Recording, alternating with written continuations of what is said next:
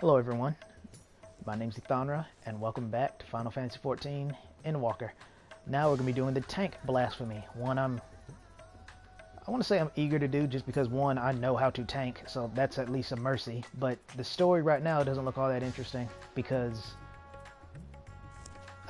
I don't particularly care for Gridania. I don't hate it, but of all three cities, Gridania was probably my least favorite in order of Ul'dah and Limsa are almost interchangeable.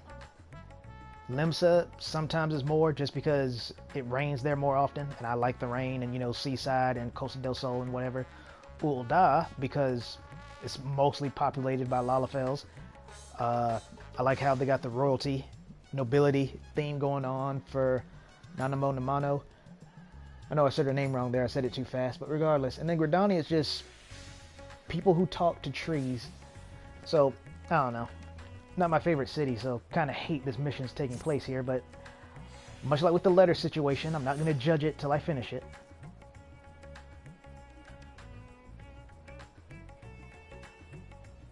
Oh, and much like I thought, I would have had to break that last stream up into 3 parts because that was only part 2, and I already did the first 2 missions, and by the end, it was over an hour and 33 minutes long, so yeah, I would have had to broken up to at least 3 parts, maybe even 4. So that's why I'll just finish these with streams.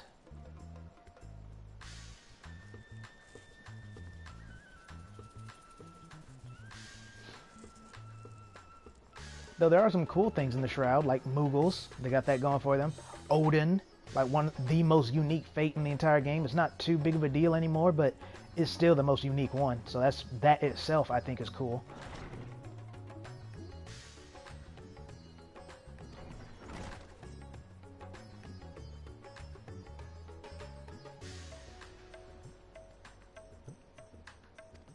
Yeah, maybe she is.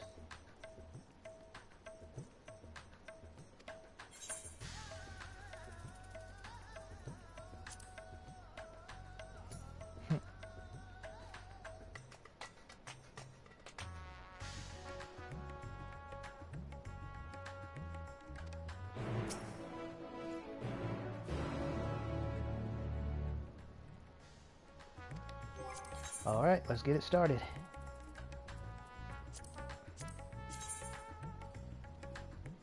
I'm wondering how one got all the way out here in the 12's Wood, of all places. I guess that's also kind of a cool name for it, because, you know, the 12's Wood, the 12's, guardian deities.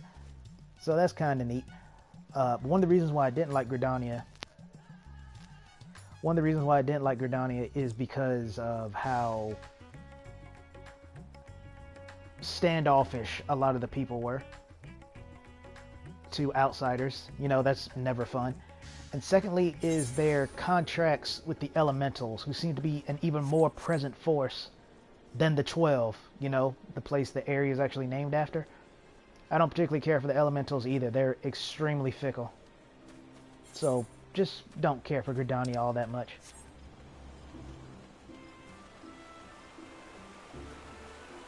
Music's pretty cool though, nice and peaceful.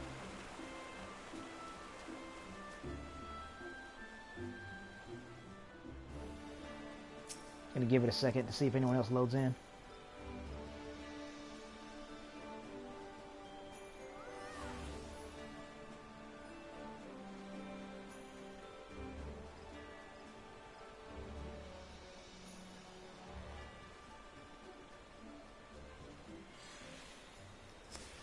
Okay.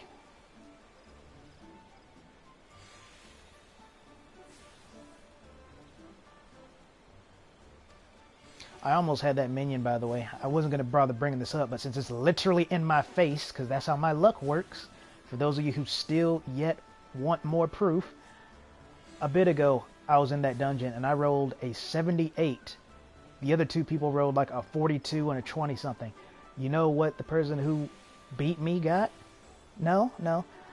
I got a 78. They didn't get a 79, though that is within my luck boundary. But no, that's not what happened. They got an 88. 10 above. Still the same number at the end, but 10 above.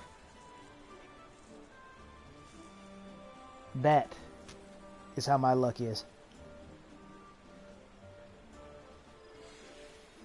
Well, if the Elder Seer is going to be helping out, then I shouldn't have to want for healing.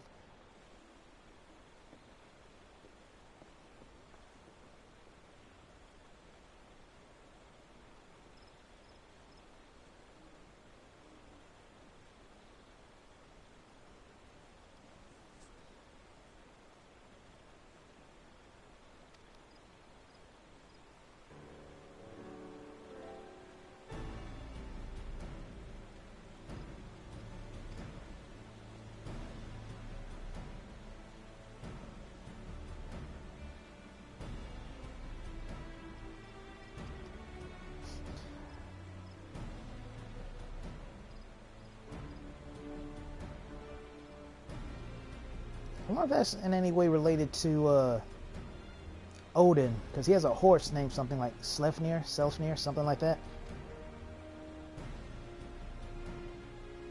And we have seen some blasphemies do in fact resemble horses.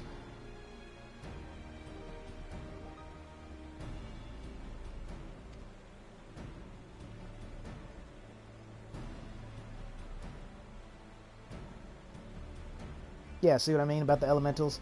They cry out for them to get rid of this wicked presence. It's like, okay, tell us where it is. Perfect time for the cricket chirping, by the way.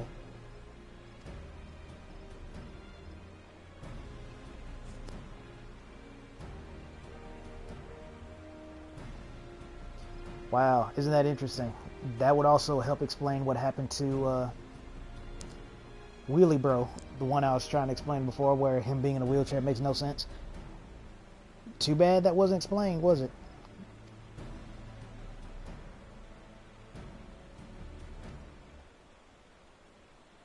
That sounds pretty gnarly.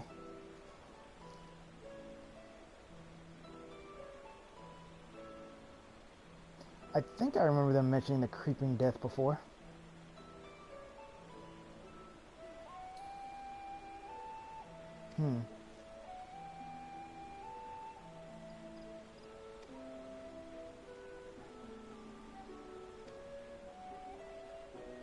Oh, okay. Now that he said that, yes, I do remember now.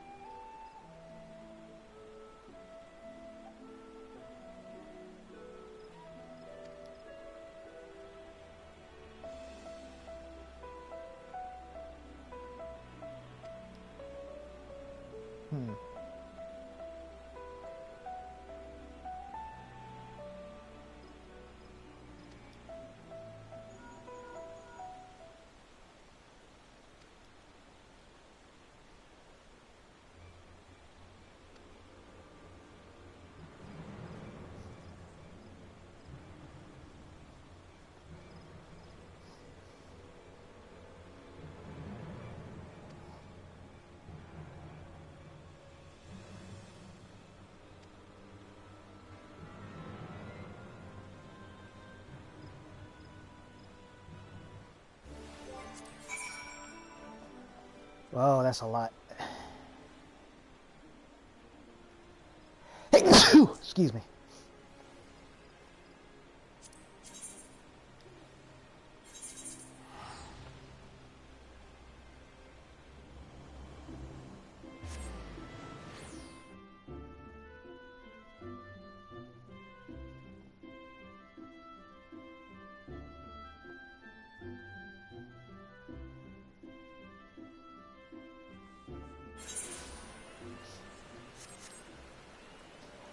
Like, that's something else I nearly forgot about the 12 Wood, is I mentioned how Limsa, Lominsa, that area, not the actual destination, but just the city-state area, you know, Costa del Sol, Camp Bronze Lake, all that, it kind of rains a lot there. The 12 Wood also rains a lot, so that is something else I like about it.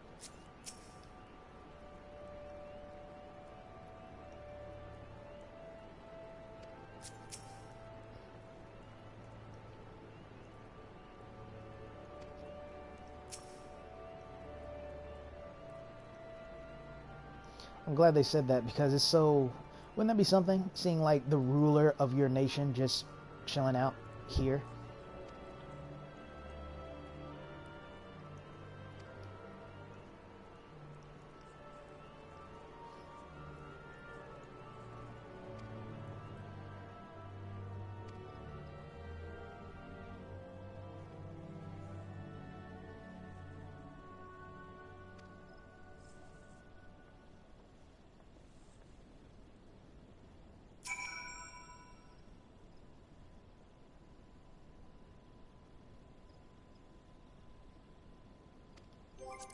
Well, unfortunately, you're one class late for that. Healer mission was earlier.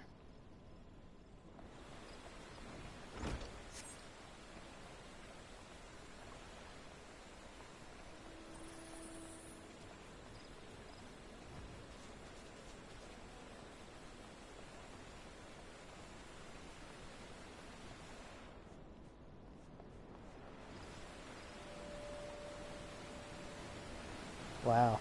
When they said outside, they really meant outside. I thought thought there was like a path I can lead to outside. I kind of forgot this was here.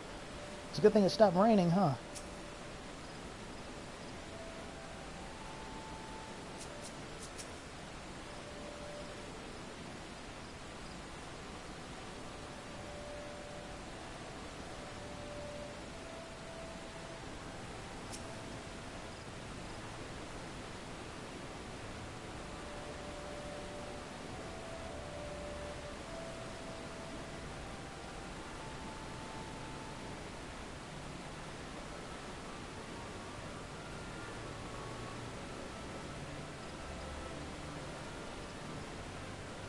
Aren't those the little blood-sucking bugs?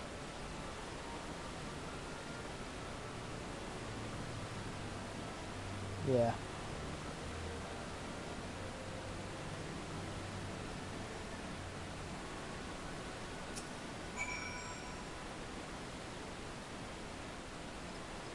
Okay, man. No need to invade Zeal's personal bubble. Oh, I didn't even know I could talk to that dude.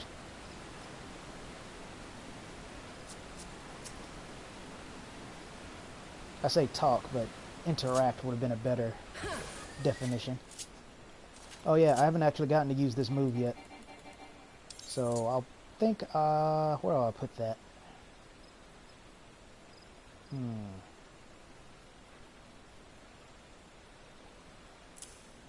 probably find a better spot for it later. That'll have to do for now. But yeah, I'm loving new Gunbreaker. I like how have even more combos. Something I wanted to comment on beyond, you know, wishing could use the Garlean Gunblade, the long one, not the baby short one that they were using in Endwalker at the hip. I'm talking about the long one, the one that goes across your back. I mentioned this a while ago as well. I just want to say it now before I continue. I mentioned I think it's cool that Gaius just uses a basic gunblade for the Garleans, but he's incredibly skilled with it. So it's a better testament to his skill as a warrior as opposed to how strong the weapon is itself. I always respected that touch.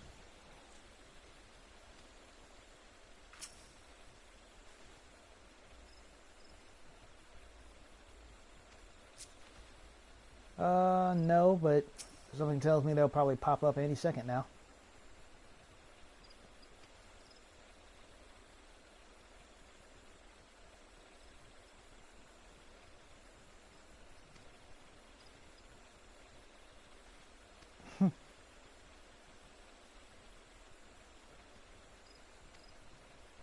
That's a funny statement.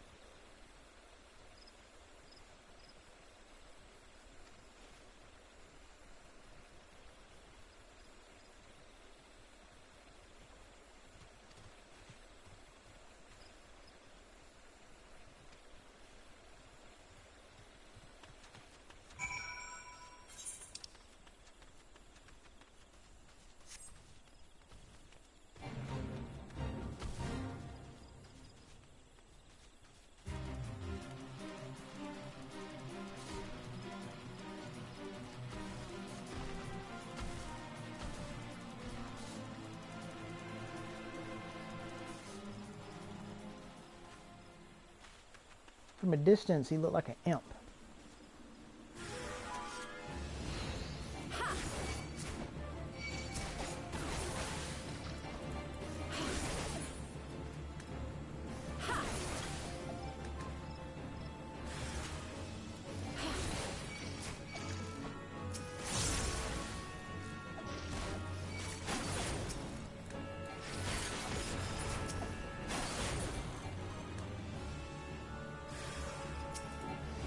No, not on the man.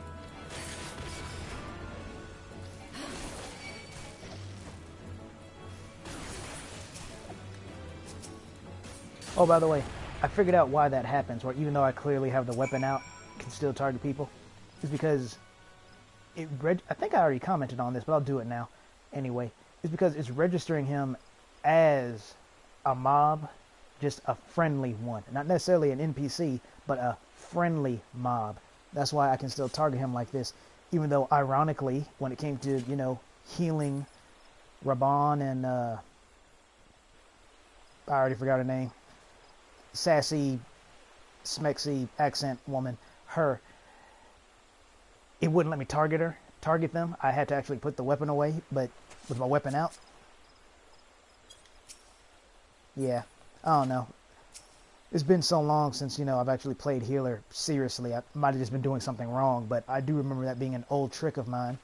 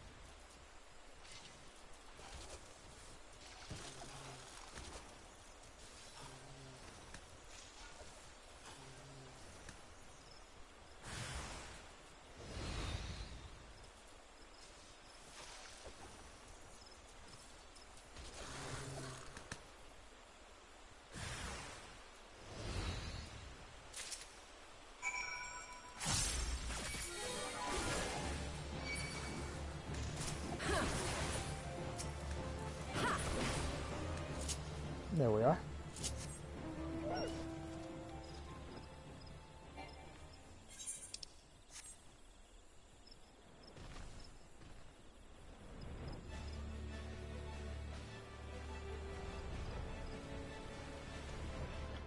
Yep, almost fell for it again.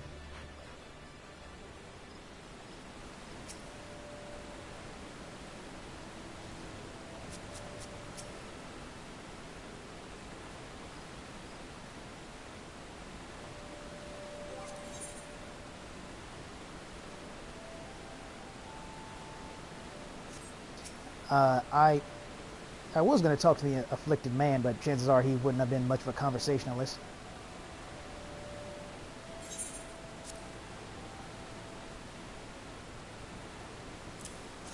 See, now this is also a problem if this does work. I mean, if it doesn't work, then, well, obviously I would want the man to live, but for the sake of the story, it actually should not work, because this is something supernatural. So then that begs the question, well, why didn't magic work? And that's what I'm saying. That's kind of the danger of having magic in your story, is that you have to establish what it can and can't do. I can understand magic like raise and ver-raise and all that stuff. Technically, you're not being brought back to life. You're just knocked out. For the most part, we call it dying, wiping and stuff, but actually the status is knocked out, not actual death. It's always KO status. Even if the thing says results in death, like Doom, you still just get knocked out. You don't actually die. That's why when resurrection magic is actually used, it's shown that the person resurrected is a zombie. So, okay, you can't bring people back to life with magic. Fine. That's a fine rule, because that would solve a lot of issues if you could. This, on the other hand,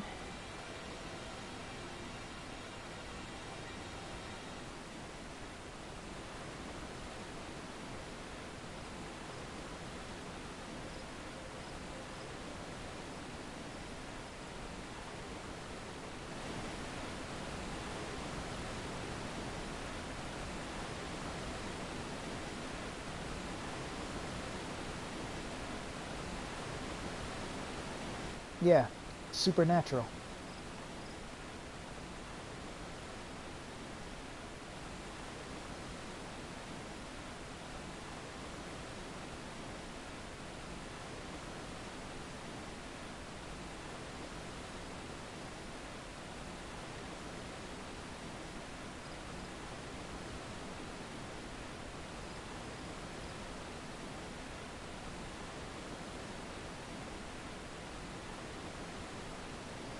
I mean, I don't know how advanced their technology is, but I would actually take his corpse back to study his blood, provided we won't have a xenomorph alien kind of situation. I sincerely doubt it. But if the poison is actually tangible and in his blood, then there should be a way to at least study it.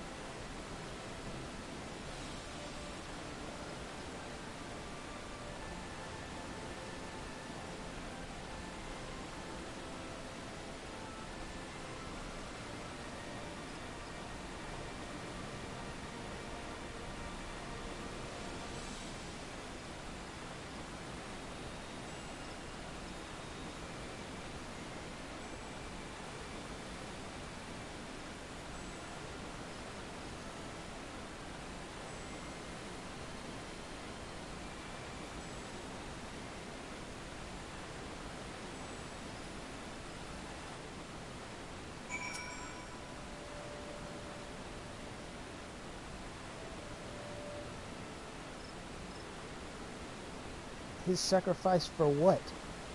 I mean, again, not trying to ruin the mood here, but can't glorify someone just dying essentially on accident. It's not like he chose to get infected. Anyway, something else I nearly forgot to mention is I do like how we're dealing with the 12's wood, forest, and we're dealing with a poisonous blasphemy. That's pretty clever. I also like the fact that the Elder Seed Seer and her personal bodyguard are literally never apart, so much so that they even appeared together in the Easter event, which was pretty funny, because they were dressed up in bunny suits, but you could still tell it was them. I like that.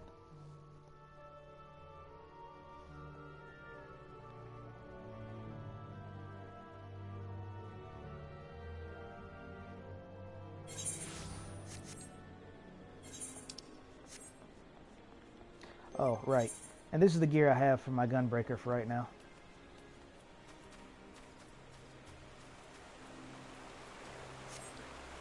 So she should fare much better as a tank than as a healer. But we'll see. It doesn't matter how good her gear is if I make stupid decisions.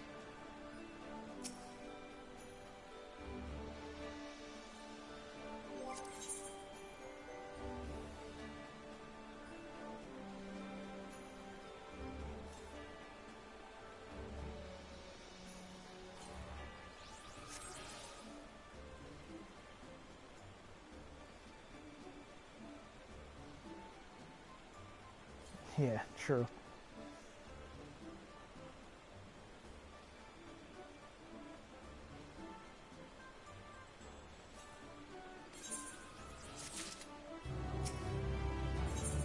Okay, at first I thought I was just remembering his name, misremembering his name because I couldn't remember it.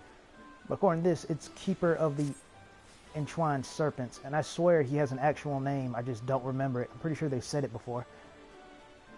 Because it is him. It's the same guy. I just don't remember his name.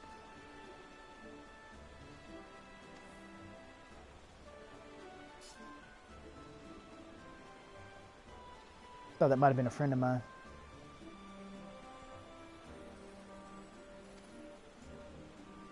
Oh, and yes, I'm aware of the irony of how I said they're never apart, and they just were. But seriously, compared to Raban and Nanamo, especially now, since they've gone their separate ways, more or less, with the whole live your own life, yeah, they're definitely the closest ones together, physically at least.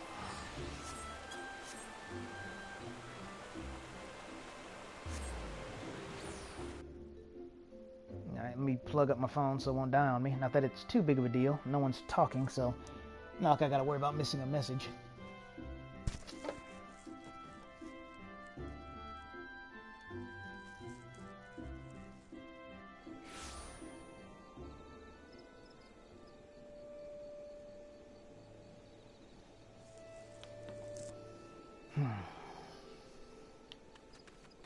Oh, and another thing is I can fly everywhere now. So, glad I got that out of the way. So I don't have to worry about being left behind if I decide to do a hunt train or something.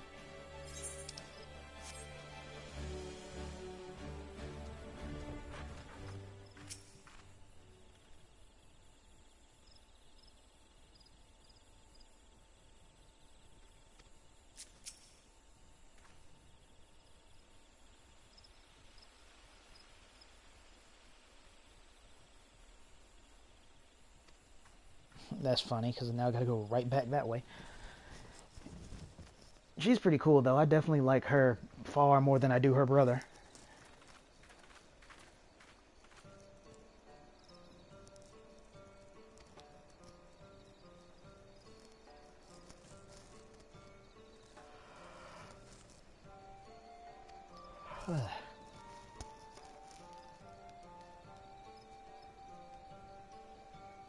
See, she's referencing the white mage, if I'm not mistaken.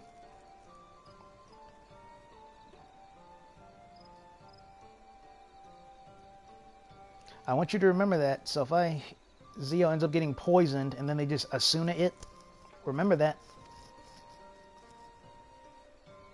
Or who knows, it might be more of a... I can't remember the debuff name, because there's various forms of it. But it's basically where you get a debuff that cannot be removed, so you just have to heal through it. That might also happen.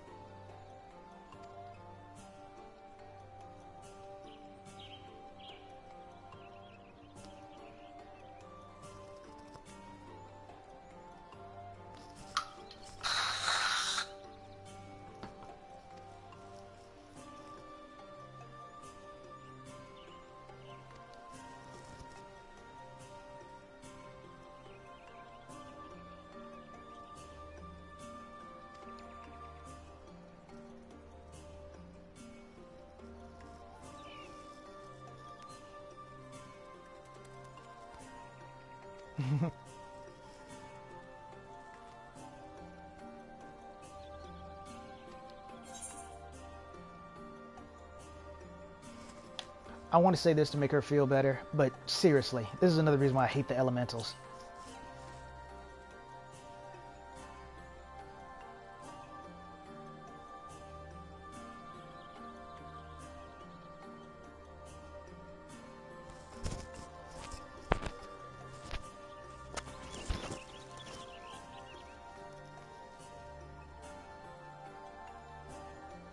See, that is freaking ridiculous. I didn't ask them to split the world in twain and strike down the blasphemy. Just tell us where it is. They can still talk. They can still bitch and complain. So, just ask.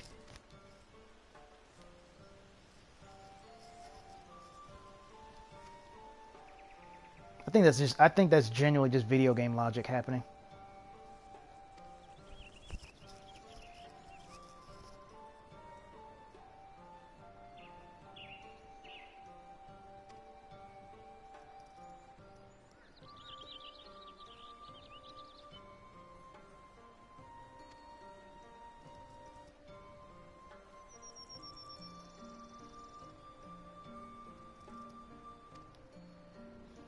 Yeah, I would hope so.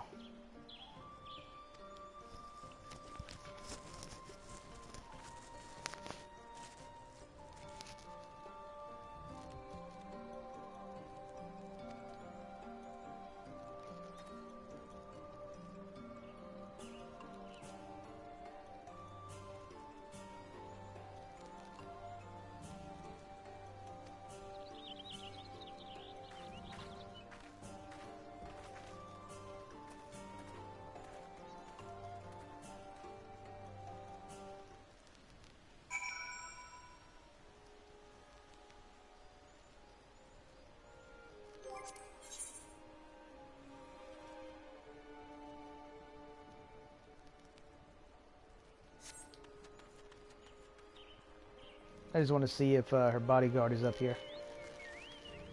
And again, yes, I'm aware of the irony, but I'm not joking. It's just my luck made manifest yet again, but I promise you, these two are rarely ever apart.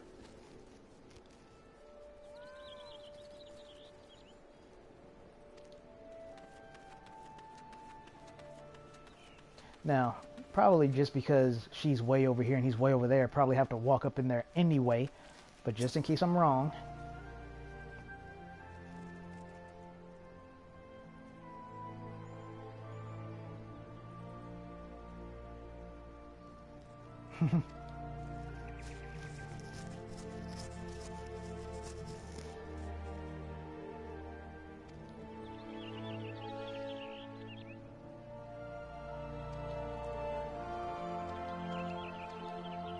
That's neat. I didn't talk to Raban, did I? When he was following me. No, I didn't. Dang. Normally I'm... Excuse me. Normally I'm on top of that.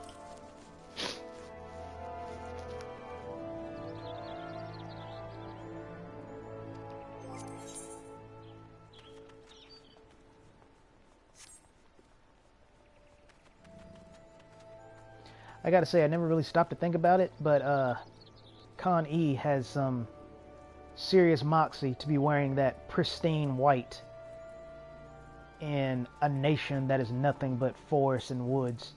Can you imagine the dirt stains? And she's wearing that. No, man, that's crazy.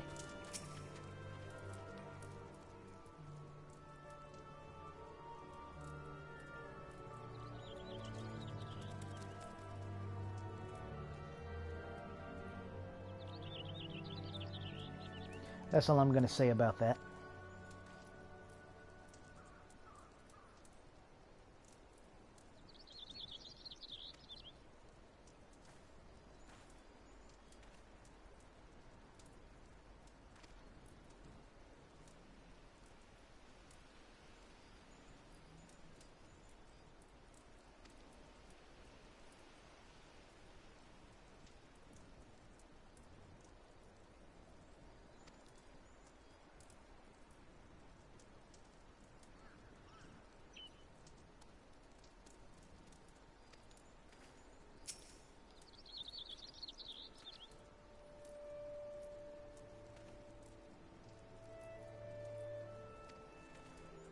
I understand. I do try to be careful with what I say, but I do understand.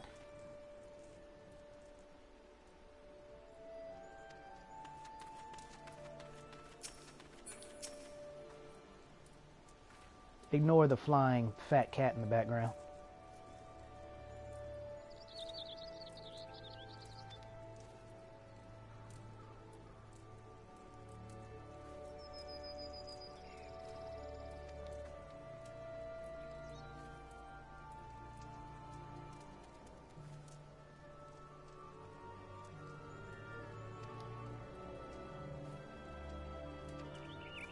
Oh, you got that right.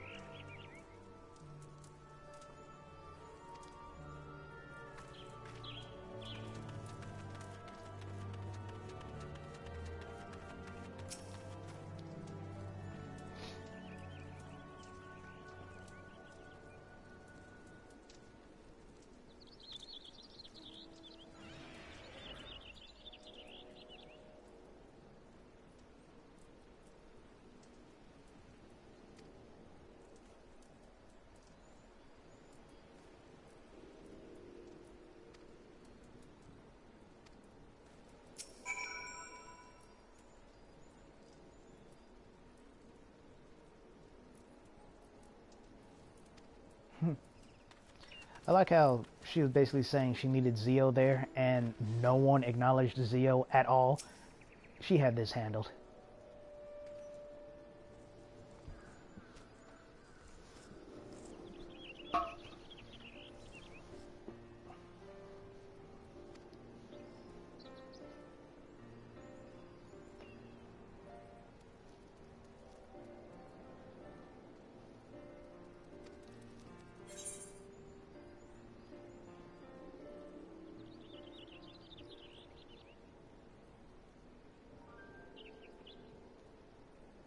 That's a foolish question, so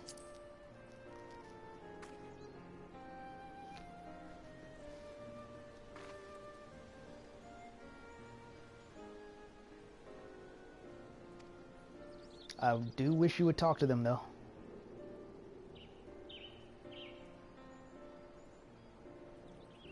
I'm glad she brought that up, too, because, yet again, I was going to say this, but I didn't, and now it's made manifest.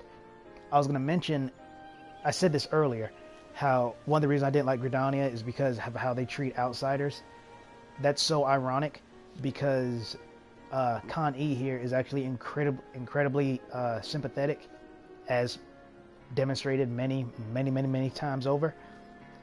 So her bringing that up is actually an excellent point, because she's really cool.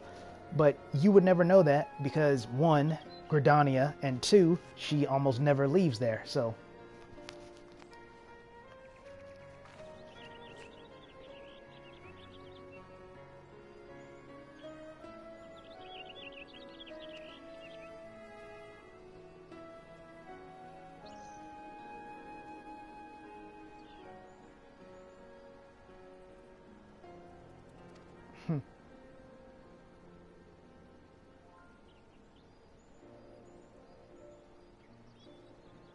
See what I mean? She's actually very sweet.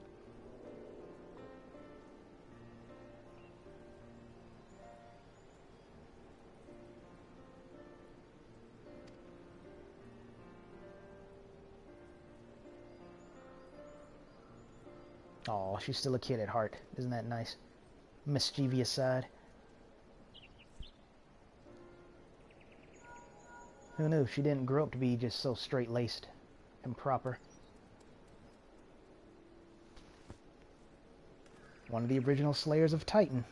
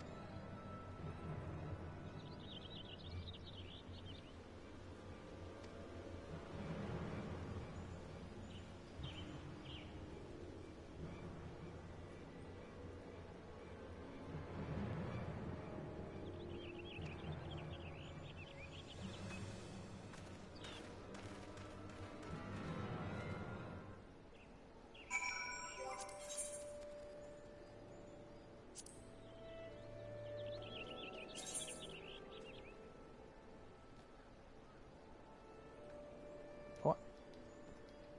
Oh, okay. I was about to say, what did I click on to make that happen? Whatever.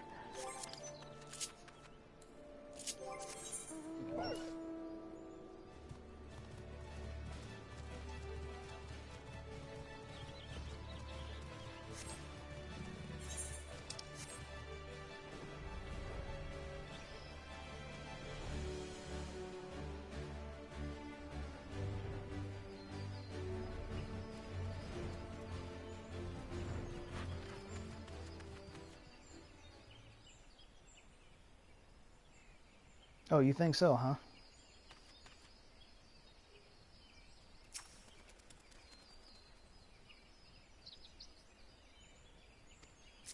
Yeah, exactly.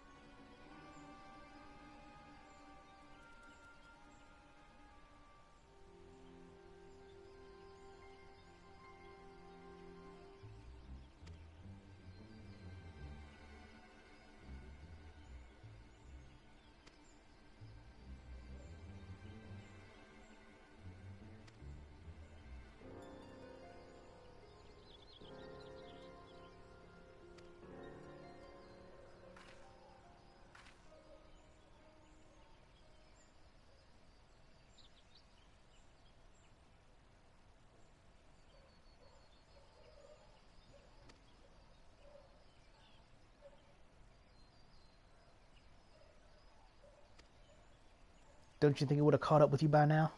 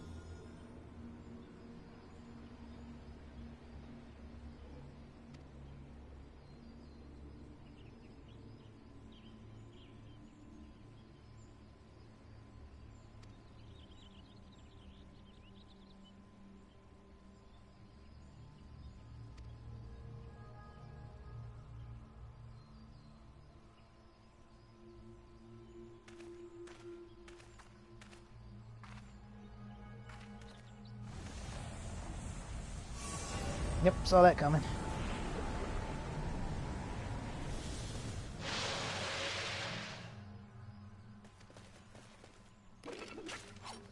Does that look like something your creeping death could do, pink hair?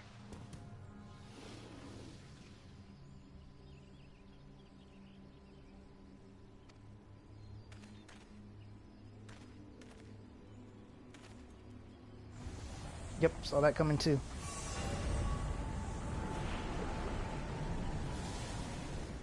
Whatever, as long as the troublemakers are out of the way.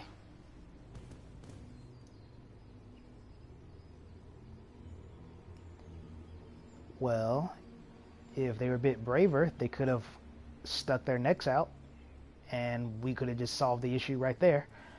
But no, no one but me believes in extreme measures to solve a problem that could only escalate.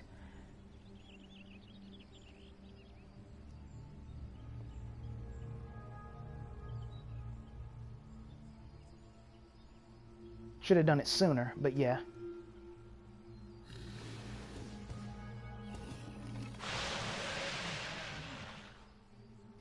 I like what we got going on there. Didn't really stop to think about it. Tank, healer, DPS.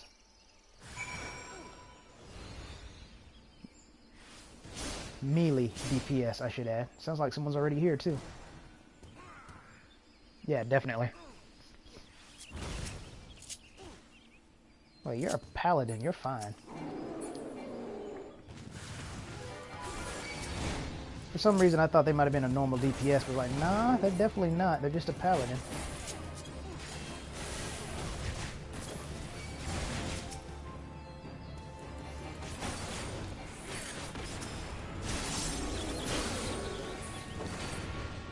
There we go. They didn't help at all.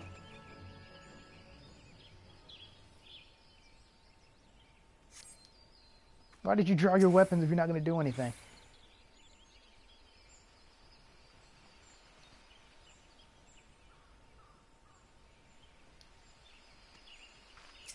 Hence why I would have struck them down before they transformed.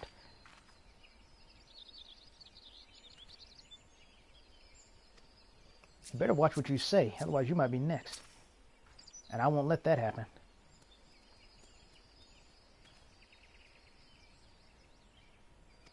Yeah, exactly. Look on the bright side. It can always be worse.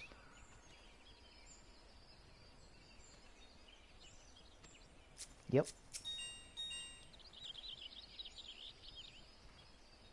I mean, technically they no longer exist, but yeah, sure, they're at peace.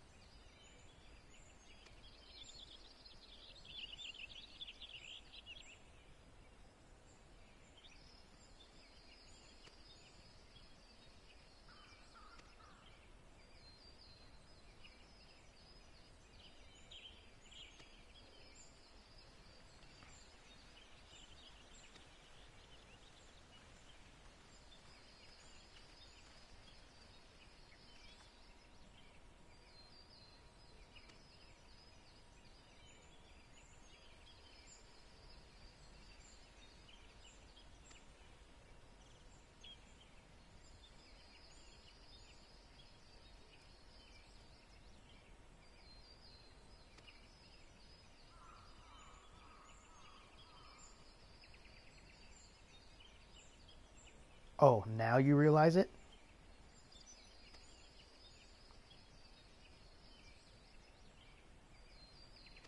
See what I mean by video game logic? That makes no sense. You already know how dangerous this thing is. Why would you not do that first? Come on now. I just got done talking about how cool you were. You're incredibly compassionate, but I guess not very bright. That would have been the first thing I would have done. Now, for whatever reason, it doesn't work, so be it. But it would have been the first thing I at least tried. Talk to the elementals, find out where the hell this thing is, and then go deal with it. And I can chalk most of that up to video game logic, which is why I was ready to leave it alone. Then the fact that she has the audacity to say, oh, now we'll do your suggestion. Speechless. Just speechless.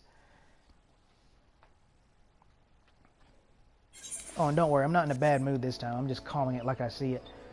Because, what's his face, if he was scratched and he was going to die an incredibly painful death, and I was in his position, I would say, hey, just run me through right now so I don't have to deal with that pain. Just cut my head off, stab me through the heart, whatever. Just don't let the poison take me. Failing that, when he started staggering towards people like a zombie, something that would absolutely invoke fear, I would have put him down as well.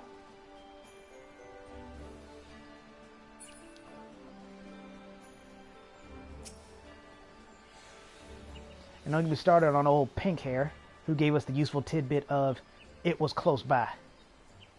And that's it.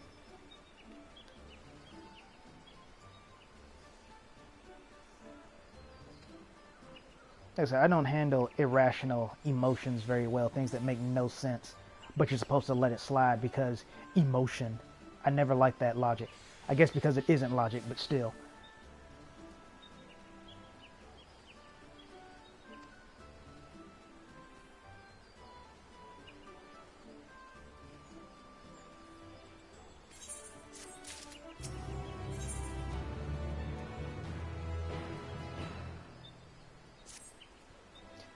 You and me both, buddy.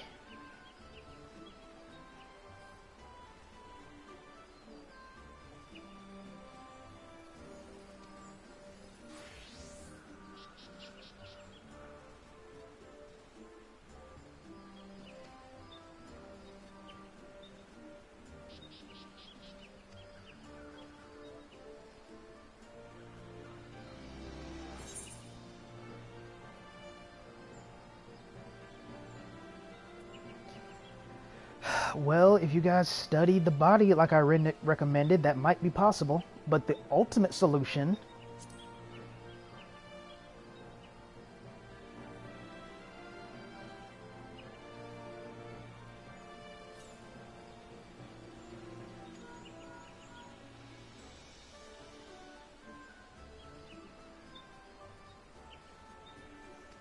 That didn't take long.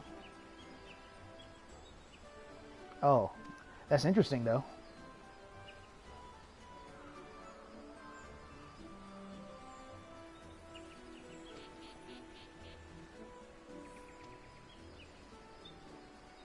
But I say, I know he's about to run with some urgency because he actually cares. That's always refreshing to see when the NPCs are like, we need to get out of here right now, and then casually walk away. Let's see. Here we go.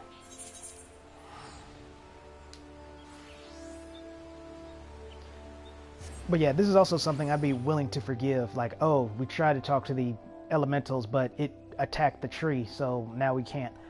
I could even live with that. My only issue was, why did you not think of that first? And I know the answer is video game logic, but still, that's not a valid excuse. Hell, I'll even say that's not even a valid reason, because I already told you what I feel the difference between an excuse and a reason are. So yeah, it's definitely an excuse, but it's not even a good excuse.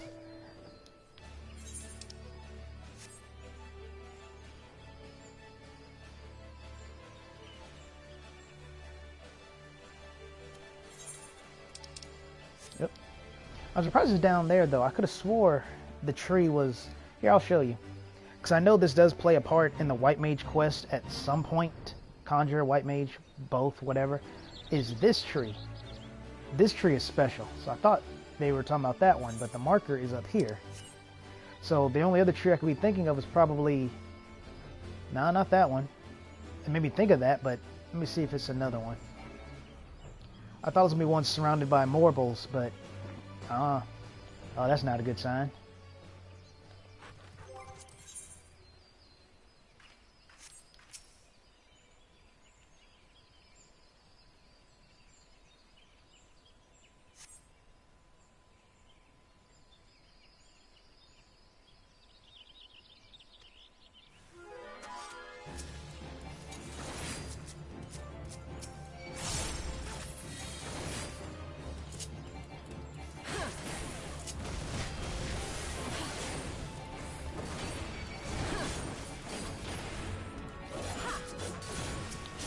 I see you in your invisible AoE.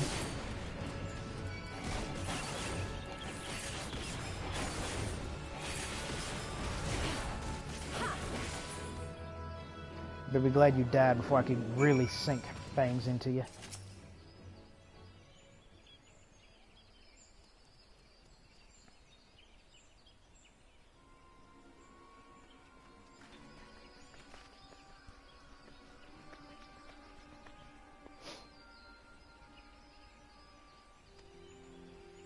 Yeah, I know that feeling.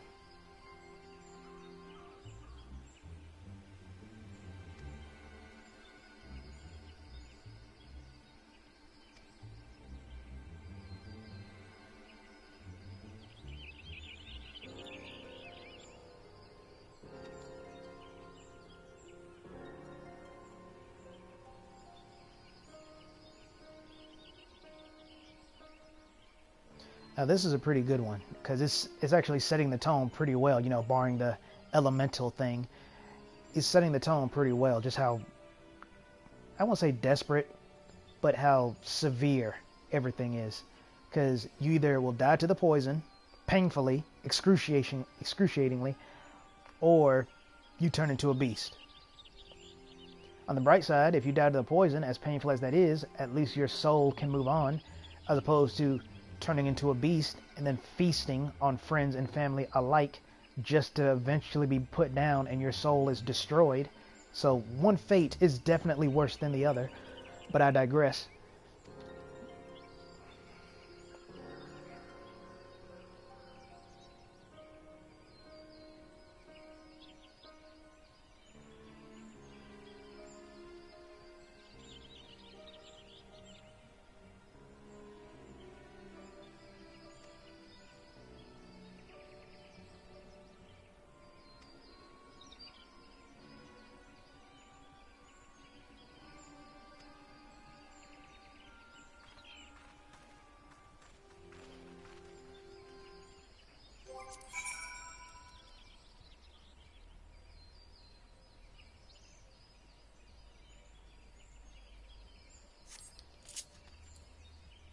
I know this is going to be somewhat of a, I wouldn't say a wake-up call, but definitely something of a new experience for her, because while she was on the fields of Catano, and she did help us out in the Grimlit Dark, that's not how it's pronounced, but that's how I always pronounce it, but you all know what I'm talking about. She's no stranger to bloodshed, but this is different, to say the least. A real test of her resolve, I think, is a better way to put it.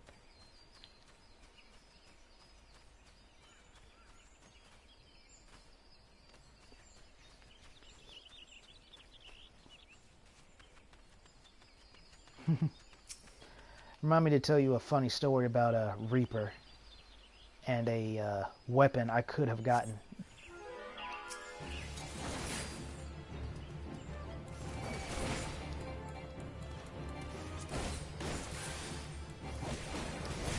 That's what I thought. So these things have invisible AoEs. That's more annoying than anything, especially being a tank. I do hate they're kind of fast. Oh, and that's a two-hit one. Forgot about that. So it's more annoying than dangerous. See what I mean? But it could also be a precursor to how Glyphnir is going to fight. Right in the ass. Hope you enjoyed that. Both you and the audience. I know I did. Let's see, there you are.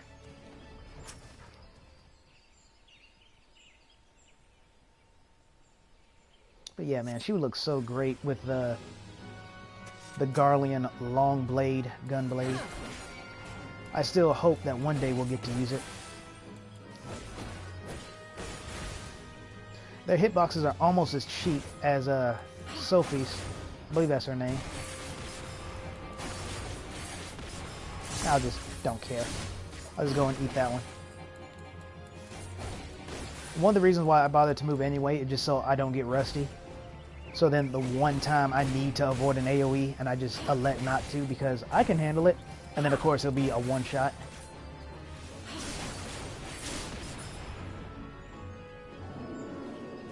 That was more in the stomach than in the ass, but still pretty cool to kill something with that move.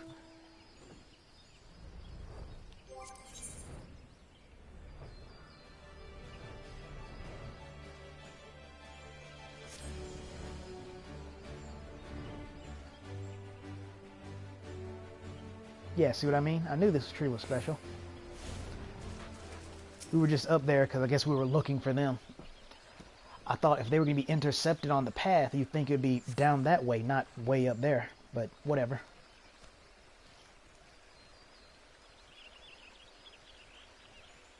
That's a good shot. I'd take a screenshot. Actually, I do need to test that. Because I don't think it will end the stream, but I guess I'll wait till the very end. That way, you know, in case I'm wrong and it does mess up, it won't be that bad. So, I'll try to remember that.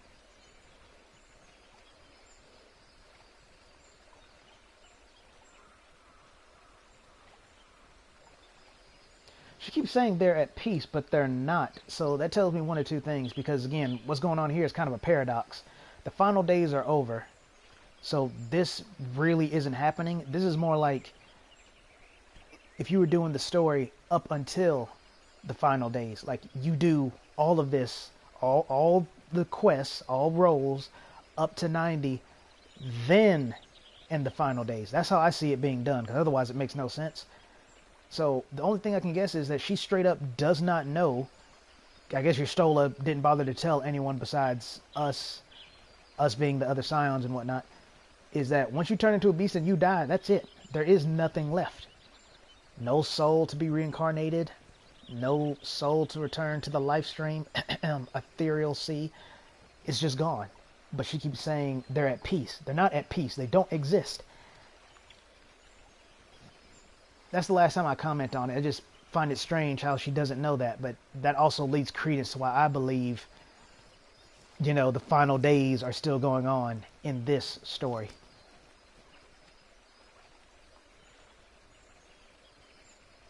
Provided I didn't miss it. Things are starting to blend together now, but I think I'm right. Because if that was the case, then the blasphemies would be a perpetual threat until every single one was destroyed. Actually, that wouldn't even work. Just falling into despair would recreate them. So, yeah, I think the final days are still going on.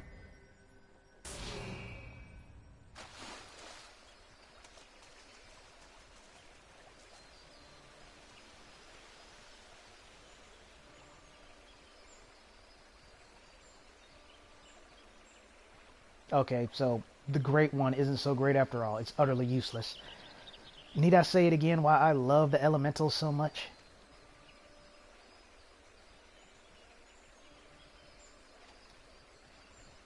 We will do nothing about it. Here's something else I hate about the elementals. The elementals are basically forcing the Gridanians to play nice, right? They have the power, and it's been mentioned they've done this before, to where if anything disturbs the 12 wood, they will essentially attack it like white blood cells in your human body, to where they'll send something like a storm or an earthquake or something. They can affect the forest like that. Why are they doing nothing now? They're just whining. At least when I do it, I'm charming about it. They're just whining and doing nothing. I hate the elementals so much. It's like they're just there just for plot. Like, oh, you know, they're part of Gridanian history because blah, blah, blah, blah, blah. But then when an actual threat is going on, they're absolutely useless. I hate that.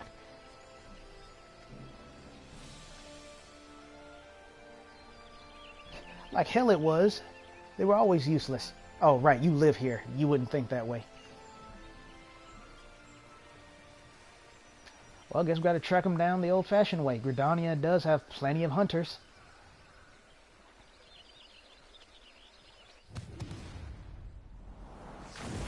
That was fast.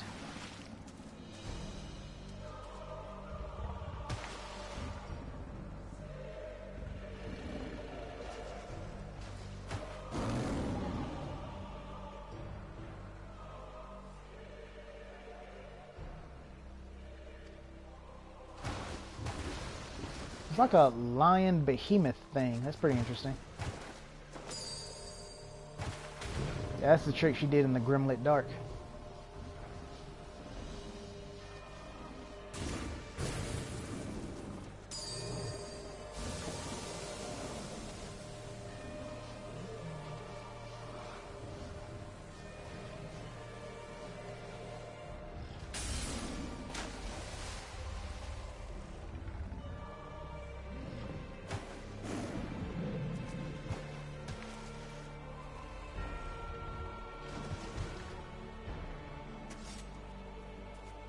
nice.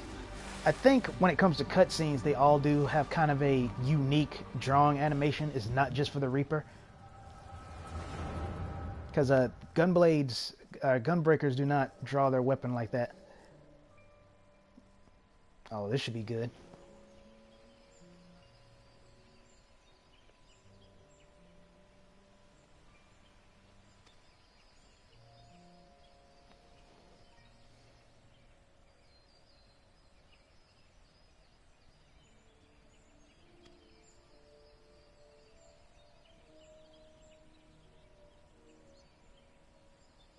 That blonde one with the green eyes looked familiar.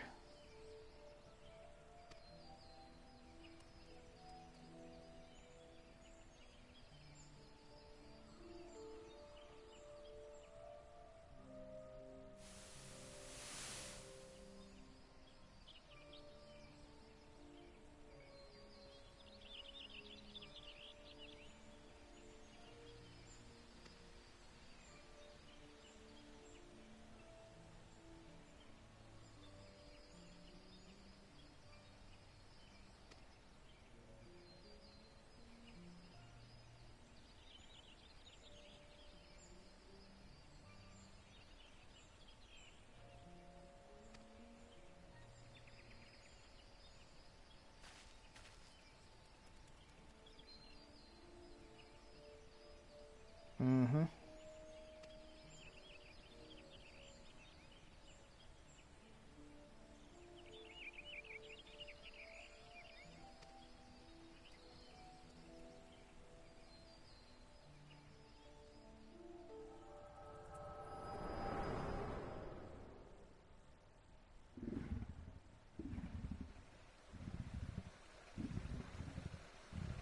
That probably explains all the horns.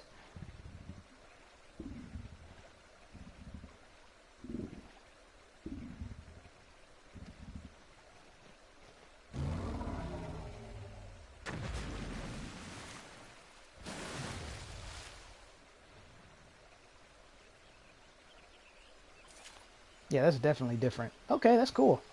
I like that. At first I thought it was just like Reaper and of course Sage because they're the new jobs, but no. They all get that treatment, so that's nice. Makes me wonder how like the samurai and the ninja draw and sheath their weapon. Bet it looks pretty cool.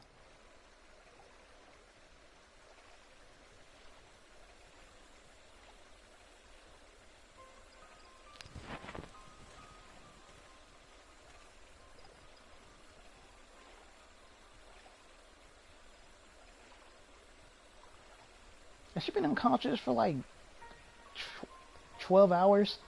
Wasn't it morning now? Or then, now it's night?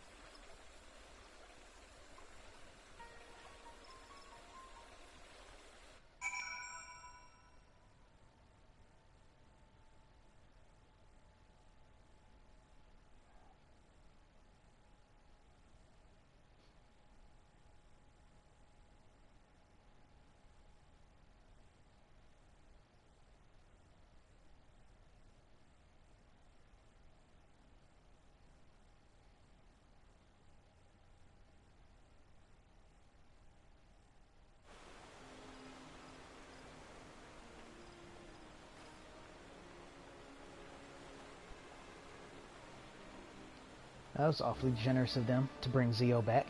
Which is kind of funny because I honestly thought, again, I should have said it earlier, but I was thinking to myself, you know, it would make more rational sense if Zio actually escorted you while you carried Con E back to Gridania. And I thought, oh, well, you know, this is a common thing. They'll just have Zio warp back when he leaves. No, it actually brought us back together. So why not just say, hey, let's head back. I'll carry Con E. So, oh, okay, yeah, you do that. I don't know, man. Just weird details like that.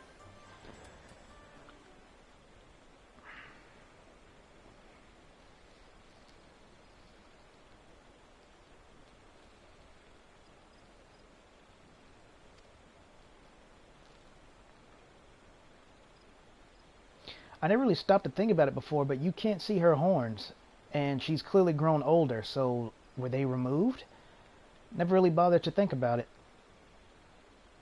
Because again, rarely seen, especially compared to Nanamo and the Admiral. I cannot even remember how to pronounce her name. I think I can actually, but I'm not going to try. You all know who I'm talking about.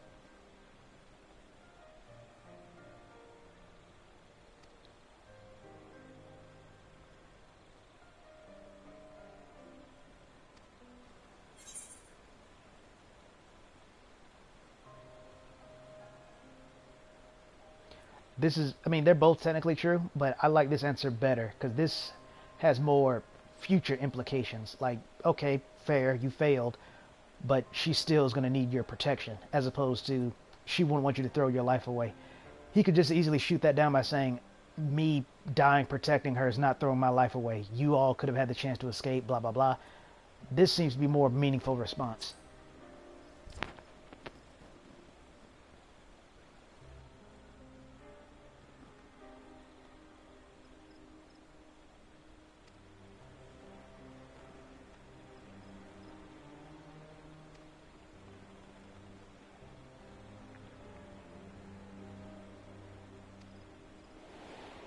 Story time.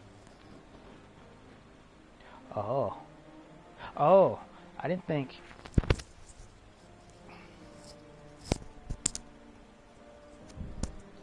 it was on the side of the Garleans. That either I straight up forgot or I didn't know. That's actually interesting. That would explain his zeal, to say the least.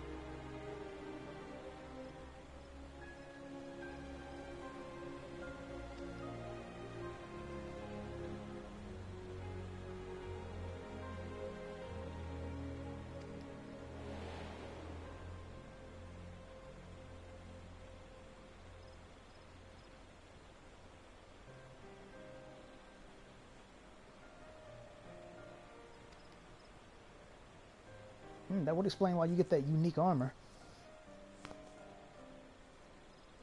Yeah, exactly.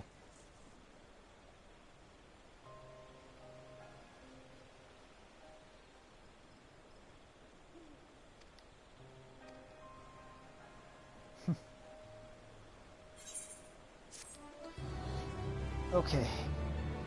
But yeah, I seriously never bothered to think about that because one, again, not that interested, and two, don't see her that much.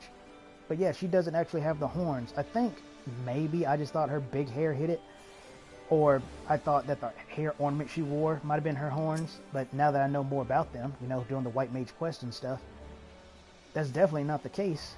And again, she's grown old. Oh, older. She's not old, but you know what I mean. Or who knows? Maybe she is old. She just ages slowly. But regardless of that, it does make me wonder. She's much more interesting than I thought.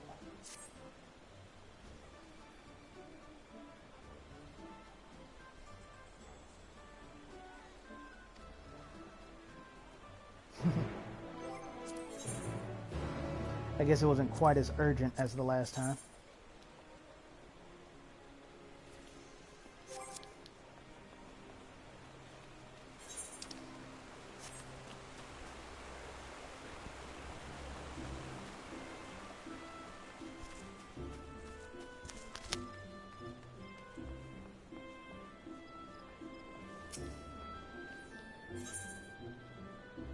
I wouldn't even mind if the Garlean Gunblade was put up on the mod station. I would 100% buy it. I've been wanting that thing since A Realm Reborn, so you best believe that'd be worth like $5, $6. 10 even, but no more than that. I think any more than 10 would be a bit stupid. Because that's literally the price of a Fantasia. And we all know how valuable Fantasias are.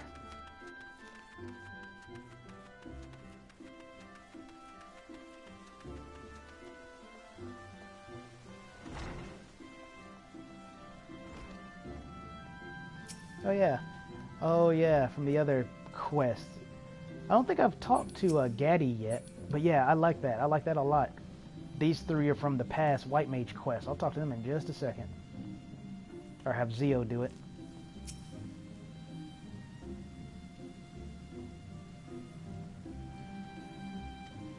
Right.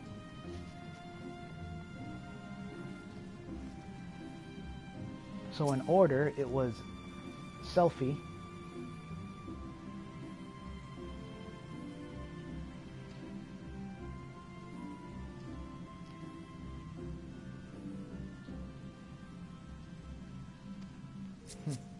Then there was Alaqua. Hers was I wouldn't say dark like grim dark, but more like dark compared to these two. I'm talking about like, remember how I said whenever you get KO'd in battle, it's not actual death, even if the description is like doom and it says you die, you really don't. It's more like you just get knocked out. Well, Alaqua's here story quest does in fact show what happened if you do resurrection magic. I'll just leave it at that.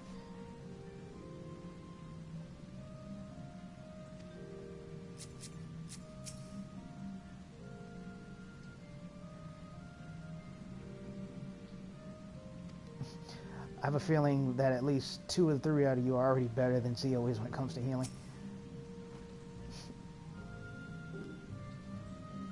I wonder if they'll appear in the quest. Probably not, but that'd be nice.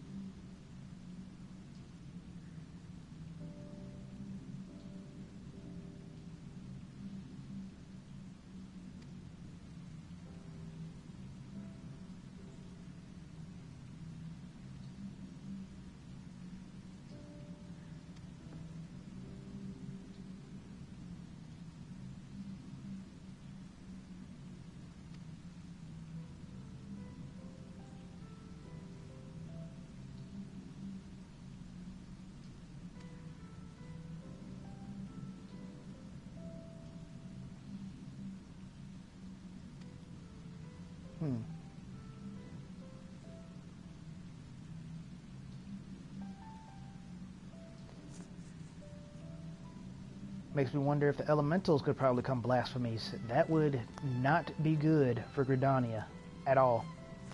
Because if all it takes is emotion, and these things can feel emotion, technically they should be candidates. Just saying.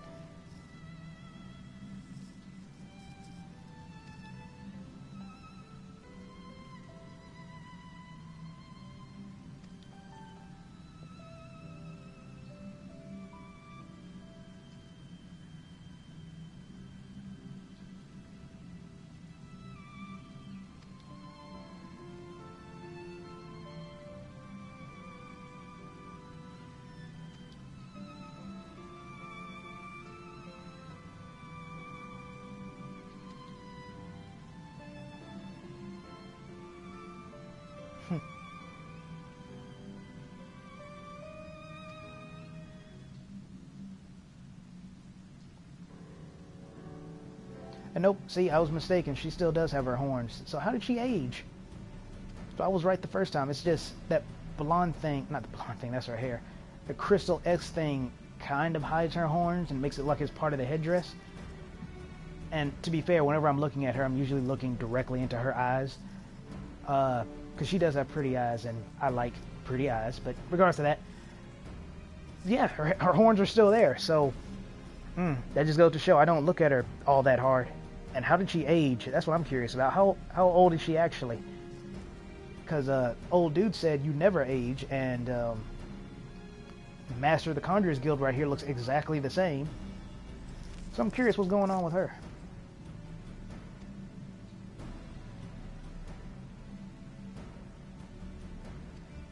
Oh, is that how we're getting around it? Yeah, by telling them, hey, you need to calm down so we can save your ass, otherwise we're all doomed. That might do the trick.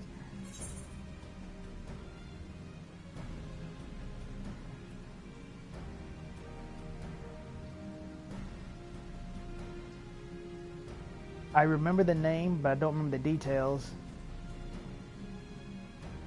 That should already be obvious to them, but these are the elementals we're thinking about, so I'll just pick this one.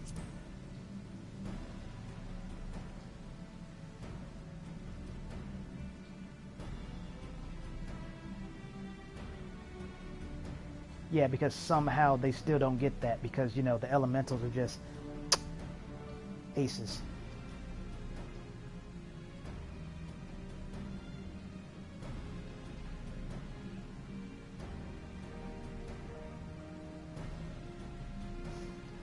I don't know, maybe it's me in a different life.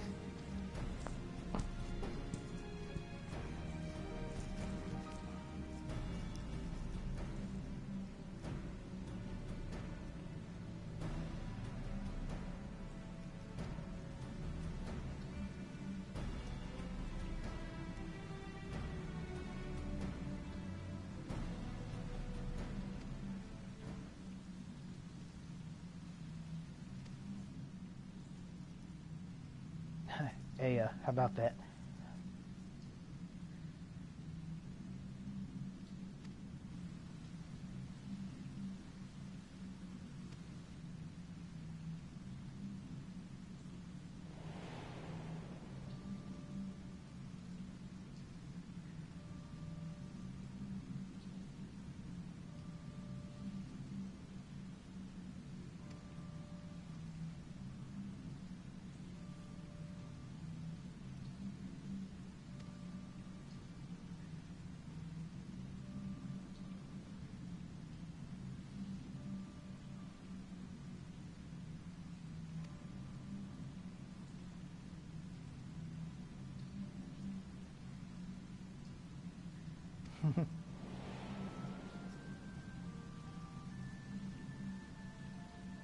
Yeah, that's kind of what I said earlier. She had a bit mischievous childhood. How about that?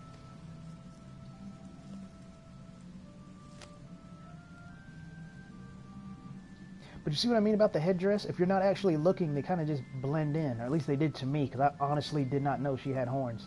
Or at least forgot that she did.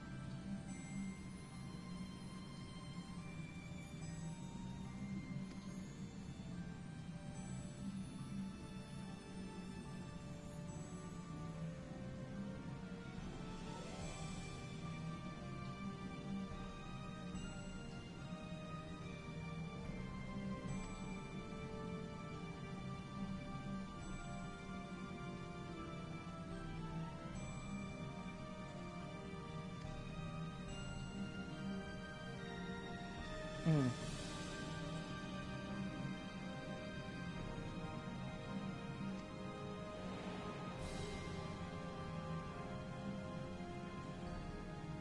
What'd I tell you? Elementals. Great people, right?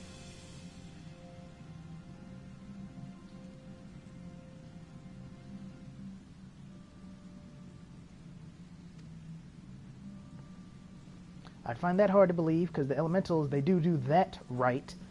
Once they want you out of their woods, they will hard press you till you leave. So I'm kind of amazed. Oh, then again, maybe not, because, you know, hey, why not call the elementals and find out what's going on? Oh, he's been here all this time. Well, why didn't you tell us? Why didn't you ask? So, of course.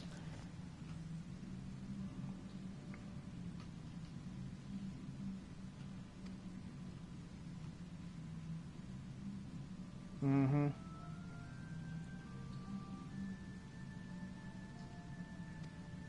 And somehow the elementals let that slide. They're so fickle.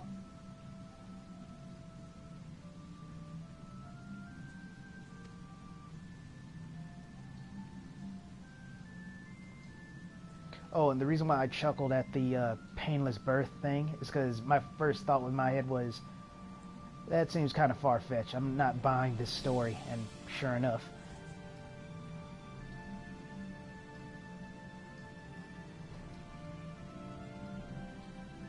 After all, why would someone who had such a, we'll say, noble goal conceal their face with a hood? Just common sense stuff like that.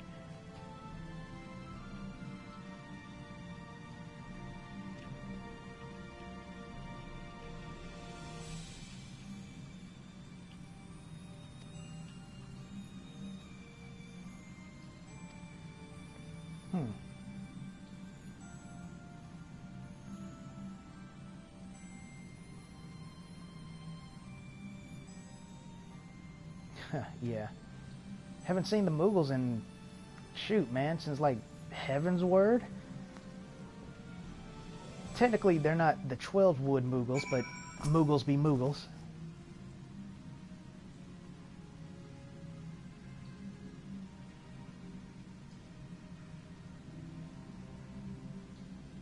Huh. That reminds me of, let's see what he has to say.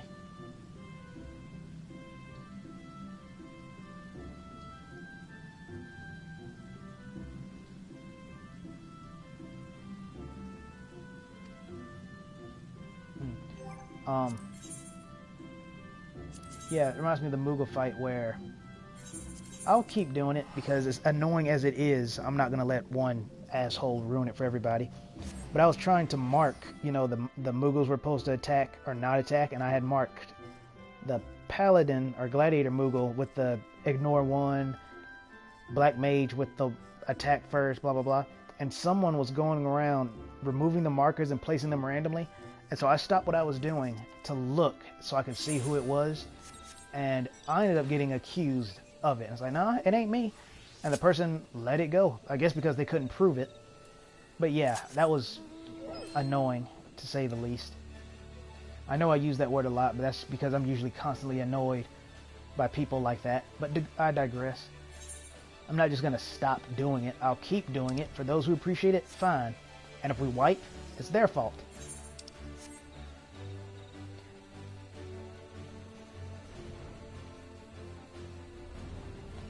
Hey, speaking of...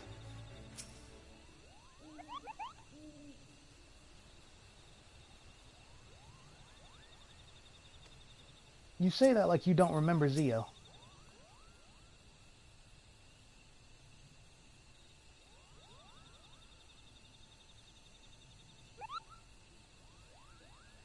But I said all that to say, then I'll move on.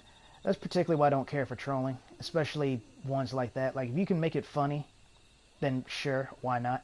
But when you're doing it just to be obnoxious, it just makes you like an ass and a coward, because you know you can't be properly punished for it. So, you can suck on that.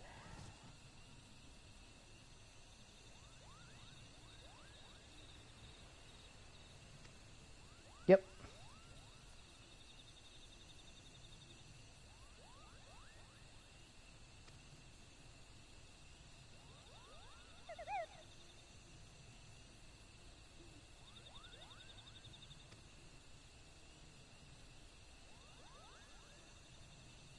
Yeah, it's because they know who it is. Oh, the child has come back for revenge. Yeah, you should shit yourself over that.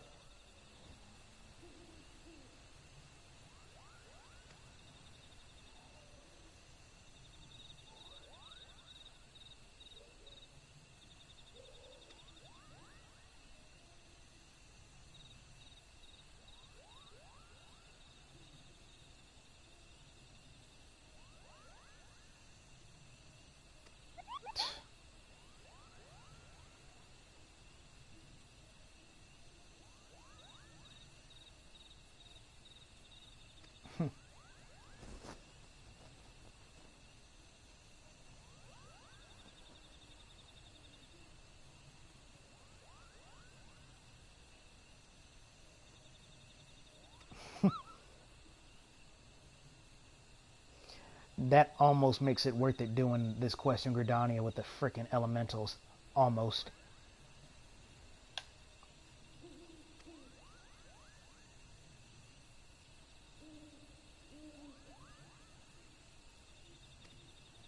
Yeah, Zio's done this before, unfortunately.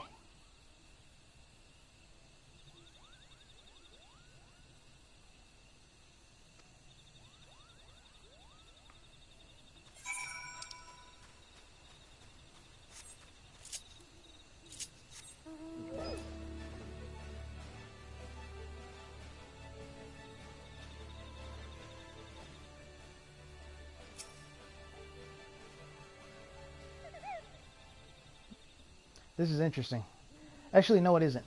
Because I was just thinking, you know, you couldn't do this if you could fly. But I was just telling my little sister the other day, actually, that in the city-state areas where there is no aether currents, you can just straight up fly. I believe you can do it as soon as you get a mount or somewhere roundabout. So no, this wouldn't be impossible because you're given the ability to fly immediately here. So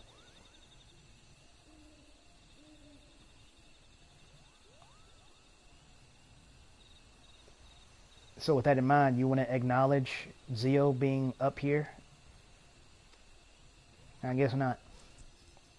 Well, you figure that out.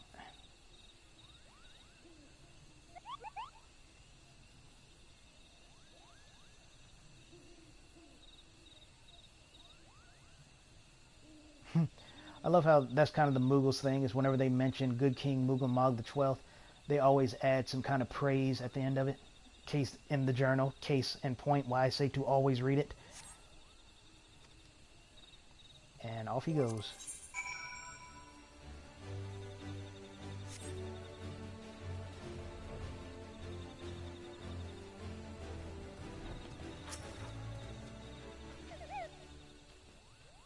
Pukwa Pika?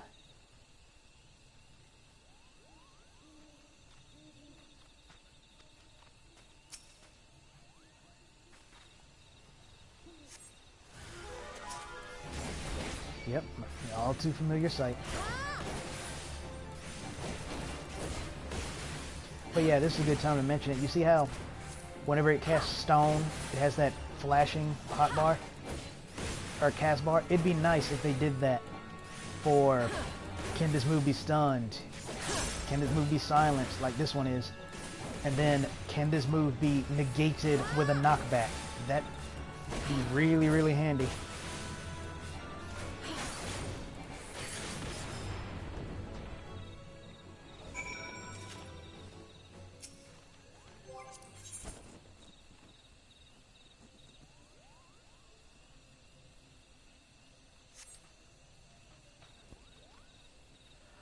By the way, after this tanking one, I'm probably going to take a small break and then do the DPS one later tonight. Or maybe in a few hours, I don't know. Getting a little sleepy.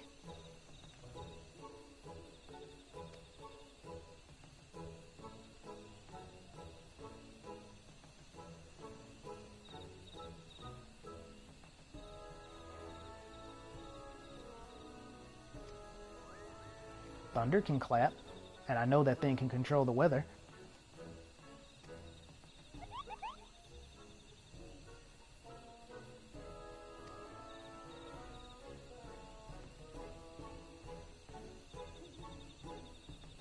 And this is also something interesting. First, again, the elementals demand you play nice or else. Then at the exact same time, they're on festering ground. So you're screwed either way.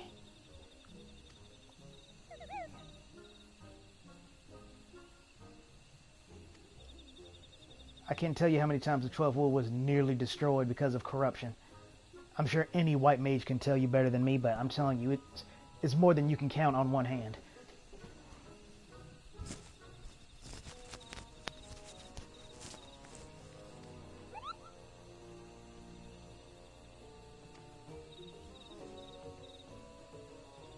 Summon the others.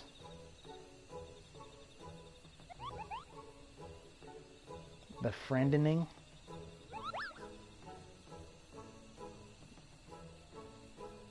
See?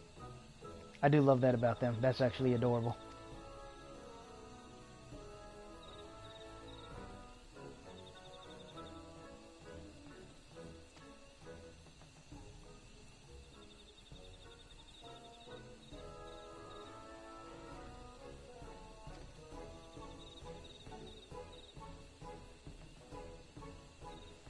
I gotta say, man, what foolish fool thought that was a good idea? To allow something so fickle and temperamental to want to build a place here? Were they that desperate?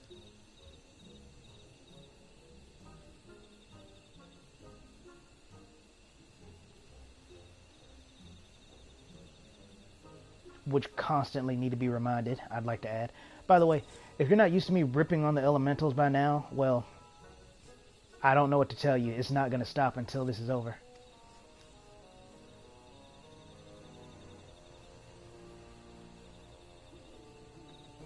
Oh, really? So is that where they come from? The horned children?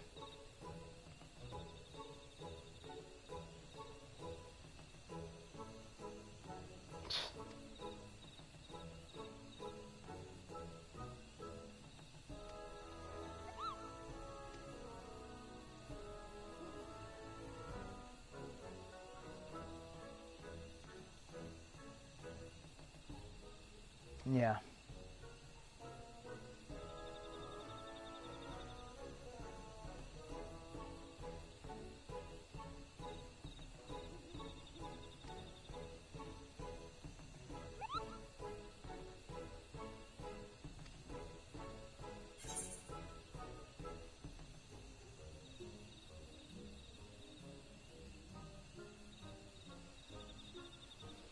I wouldn't say it's particularly deadly, because as far as I can remember, all the victims were hearers, like that one dude on the bench, the two that we saw, well, one that we know was scratched and transformed. They've all been hear victims, so I think it'd be more accurate to say he's only targeting them, which is an interesting point. But Zio knows for a fact that he was a former Pajo. So, these are both kind of interesting. But I fear it's one of those, no matter what you pick, you get the same answer. But this one doesn't seem to make any sense, because again, his only victims we've seen have been hearers. So the statement would make more sense if it said he seemed to only attack them. That'd be fair. But being particularly deadly? Not really. If he's the only one they're attacking, then there's nothing to compare the poison to. So...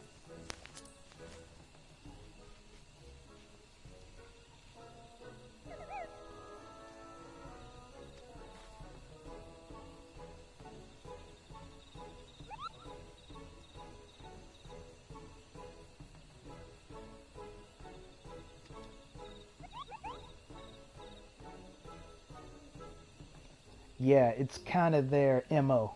Get used to it.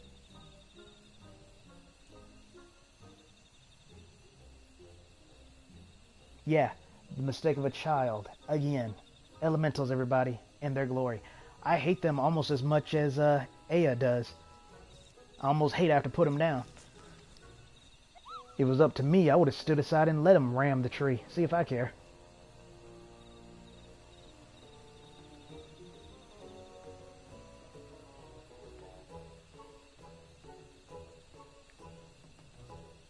I don't know about that. I think the creeping death was for everyone. It's just the hearers were, I guess, more readily available to be infected. I don't think it quite worked that way. But the fact that he's only attacking hearers doesn't make sense too terribly much. Besides, I guess that's his way of cursing the bloodline as well.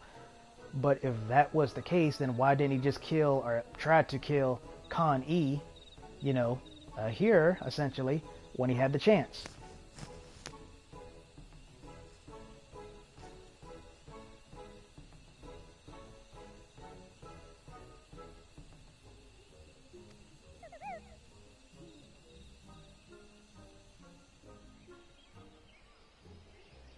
That sounds terrible.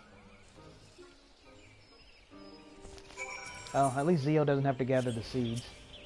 Speaking of which, though.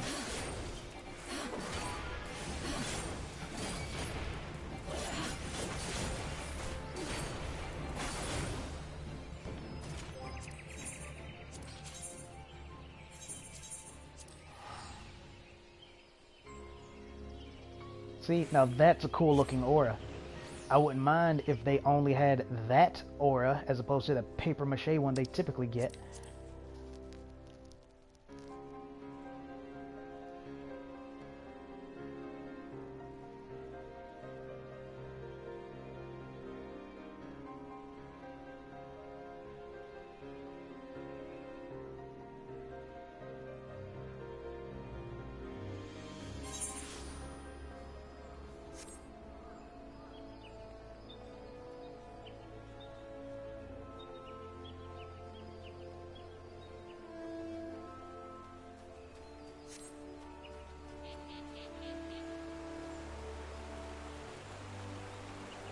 For a moment, I thought Zio might have been picking up on my negative vibes on how I feel about the elementals.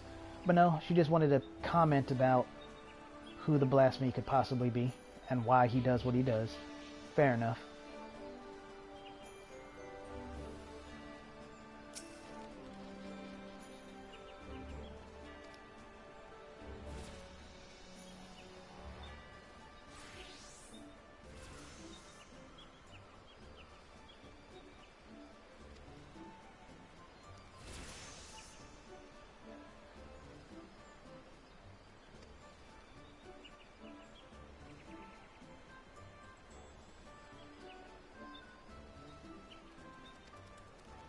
I'm not gonna lie, I'm feeling really sleepy, but I can push through this. Just 2 more missions. I can do 2 more.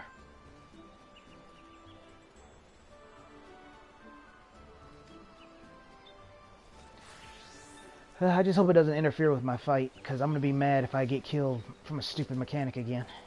Not that the mechanic was stupid, it's more like my own decision.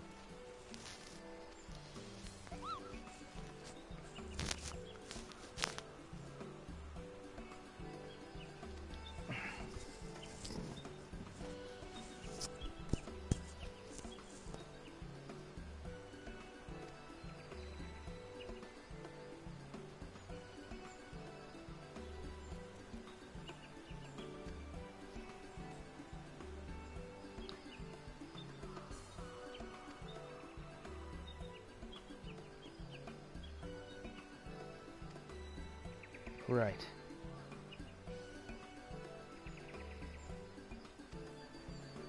That's weird they didn't have the question mark thing there, even though it was obvious who it was. I just find it weird they didn't do it that time.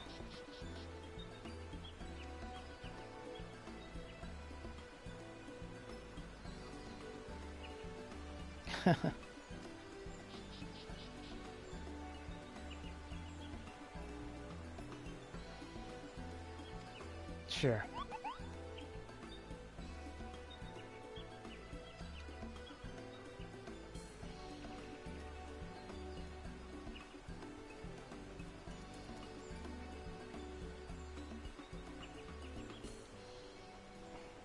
Yeah, the fickle bitch.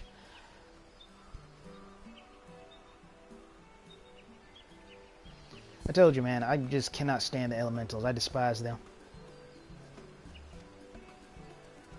It's literally the equivalent, not saying I like hate babies, but it would be the equivalent of giving like a 3-year-old godly powers. That's essentially what the elementals are like.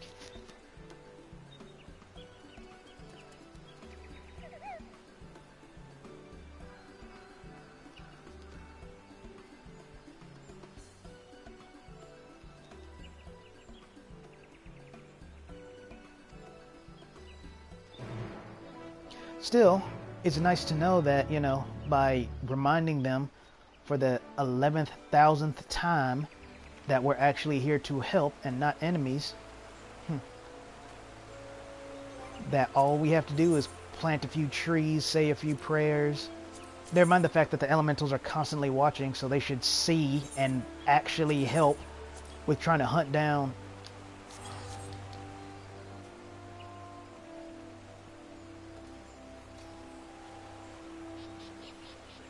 Huh. Interesting seeing her here. I was wondering if she would actually show up or not, but I didn't expect to find her out here. Wonder what she's doing.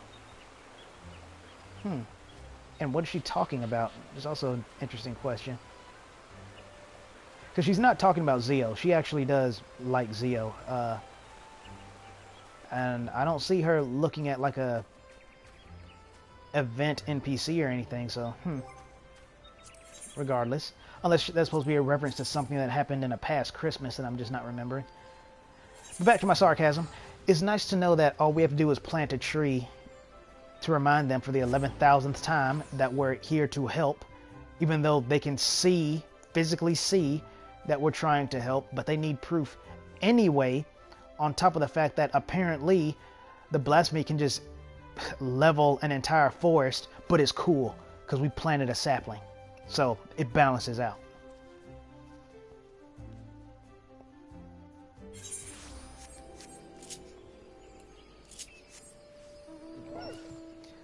And I shouldn't have to say this because I know no one is really watching, but just to cover my bases, I have nothing against people who love Gridania, who think it's like the best city in the world, and I definitely have nothing against Con E and her little happy trope.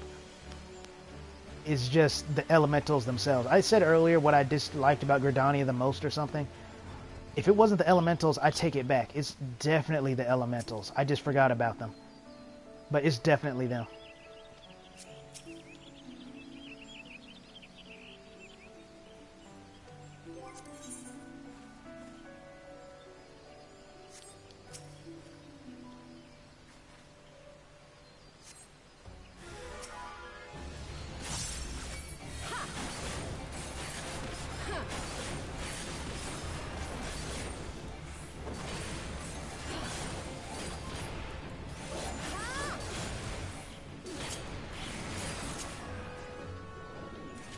That's a nice little combo.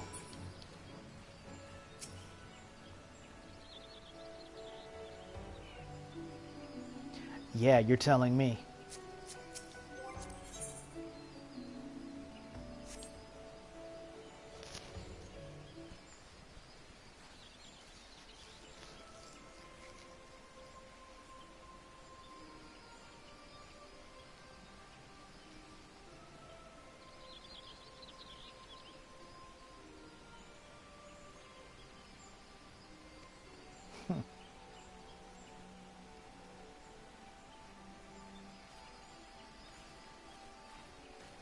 Oh yeah, definitely from that view, I can see why I didn't notice the horns. Hers are also the most unique out of all the Seed Seers, probably because she is, at least physically, maybe not chronologically, but physically she looks the oldest because her horns are even different.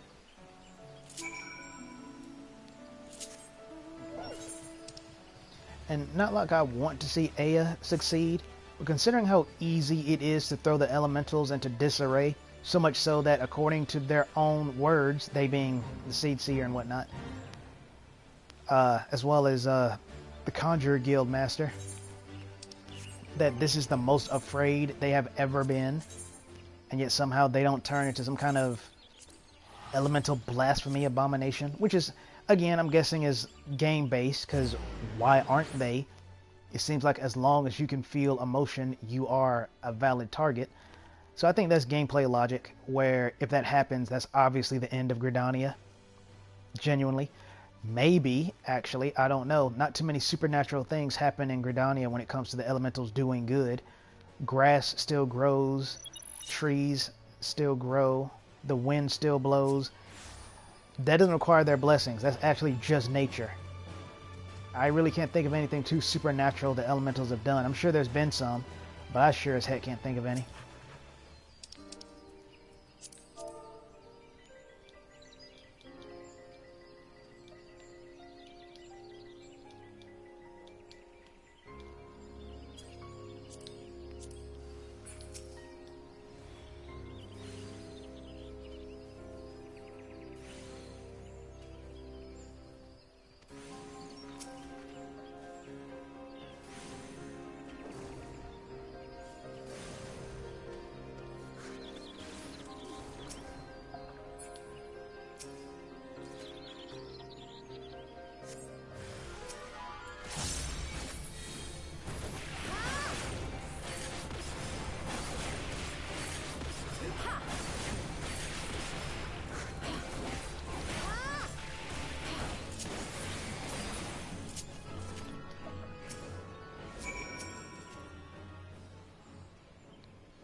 Appreciate that, bear.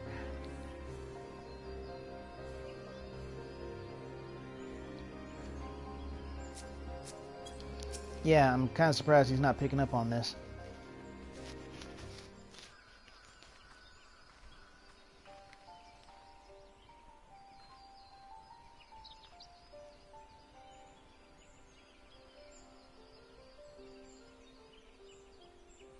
I do find it interesting, though, that the way they described the creature, they made it sound like it was something really stealthy, maybe a little bigger than the average man. No, the thing's a freaking behemoth, and it's white amongst all this grain. How in the world is it stealthy? Every time it moves, it should shake the ground, and it can't blend into anything. Game, don't make me call you out again. I thought we were done with that with Endwalker, even though this is technically Endwalker territory. Still.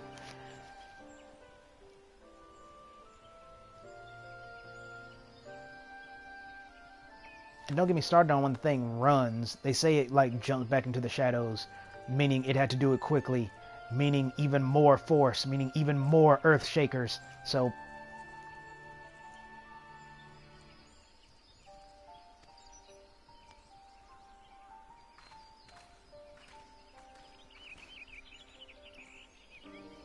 oh man, they make this too easy. It makes me wonder what the Reaper one is going to be like, because obviously I'm bringing the Reaper. That's why I'm saving it for last, too.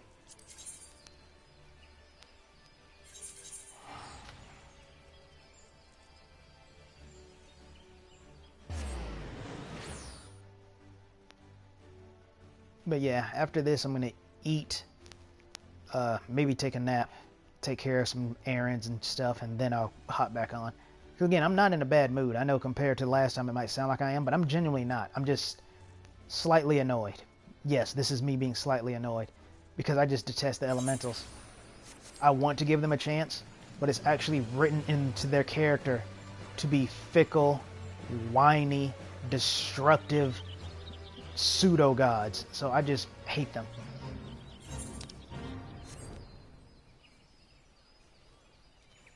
And again, let's not get started on how I told you, like, what, over half of the problems could be solved if they would just talk to us instead of bitching out. But no. Just kill us all while you die as well. Just do that.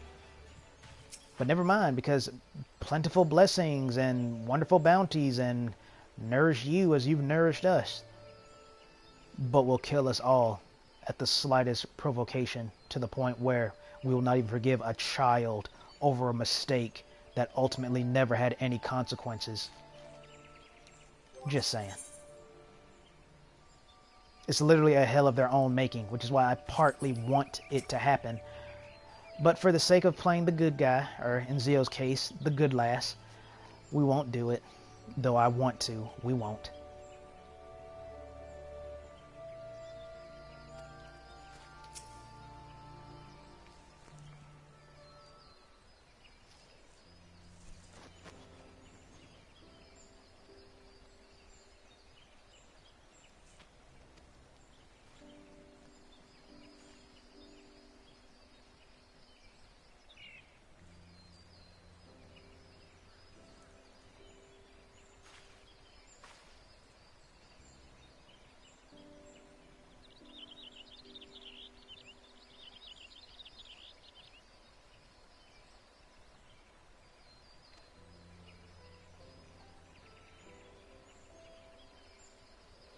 Speaking of which, I was literally just about to say this, but since you brought up the Guardian Tree, I'm calling it right now.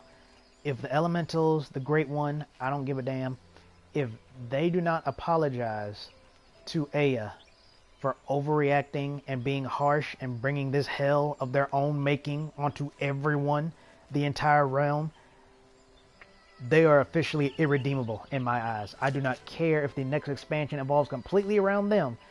They are irredeemable if they do not apologize. I mean it.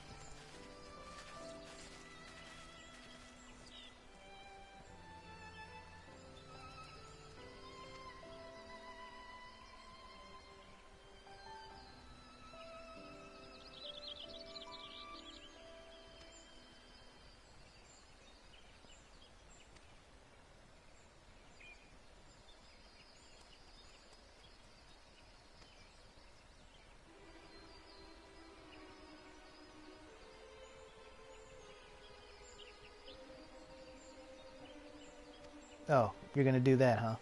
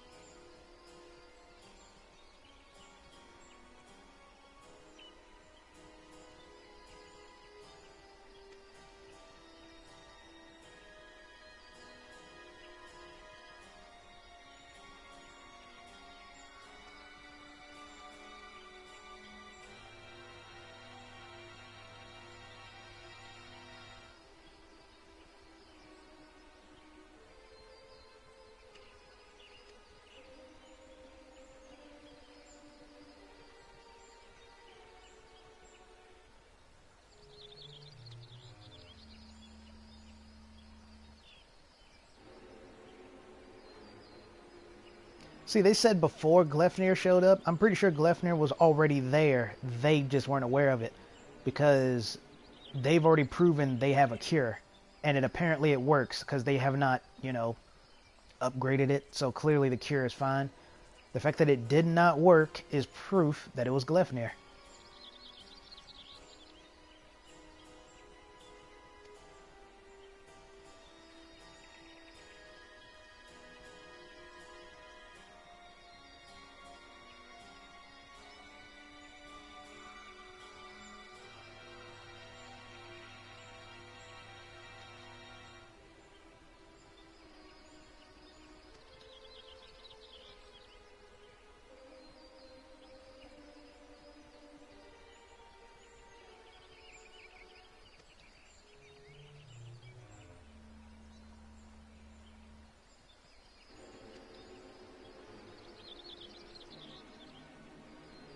Never mind, I guess I was wrong. Curious about that cure then. Maybe they should look into it.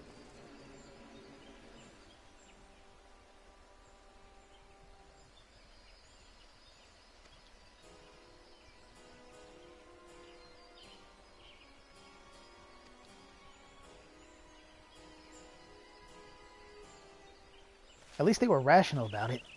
Thank God. That's all I ask, man. Just don't freak out.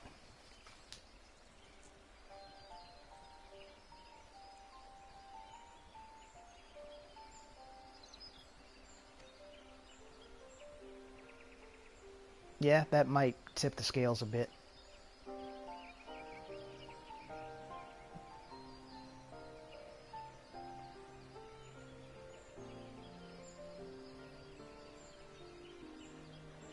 See, she says that, but now that brings up another question I have. I know I'm doing most of this talk about your hell of your own making. I probably could have been done by now if I just shut up and played, but it's bringing up so many questions for me, and I like to ask questions. So, when he lost his horns, it just mentioned that he no longer has the right to deal with the elementals. But that in of itself does not mean he can't use magic anymore, does it? I don't recall it saying that. Take Sophie, for example, the little girl here. She is an exceptional healer, like so much so that her level of healing is higher than most of the people at the guild. But she doesn't have horns. She was just a regular here. So, I mean, it's kind of like, this is one of those situations where you need to just straight up say it. There's one thing leaving breadcrumbs that eventually lead to the revelation versus not saying anything. Because unless I misread it, he simply lost his horns, so he was kicked out of the 12's Wood. That was it. It never said he lost his magic. So he should still have the ability to heal and whatnot, right? And if he still wanted to be useful, he would have practiced his spells, right? So this goes with what I mean by it feels like a lot of the emotions you're supposed to be feeling are forced, because common sense and logic should dictate otherwise. But, whatever.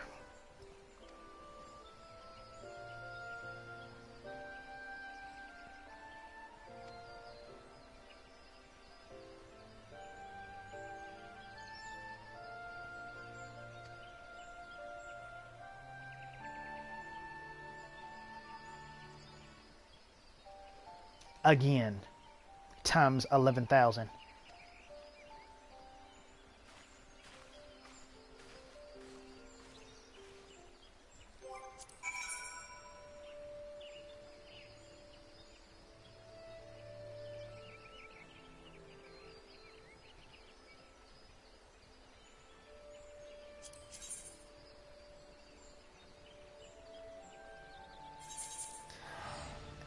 like I said, I'm at least glad they were willing to listen to reason. They tried to play the blame game with her too, but she's like, no, because she used logic. She didn't. That's another thing. That's why I appreciate logic versus stupid, irrational emotion, is that it makes sense. It's like, look, I get it. You feel neglected. I get that.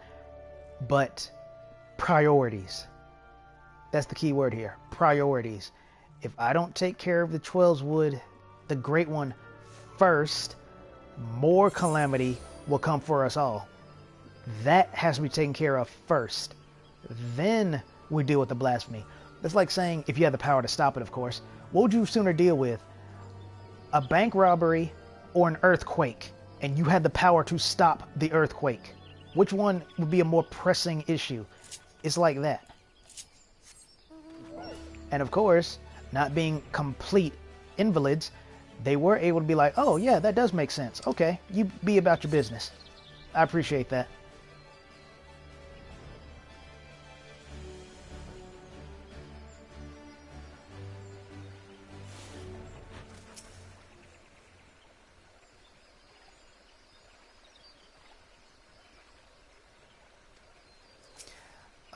Sure, I guess.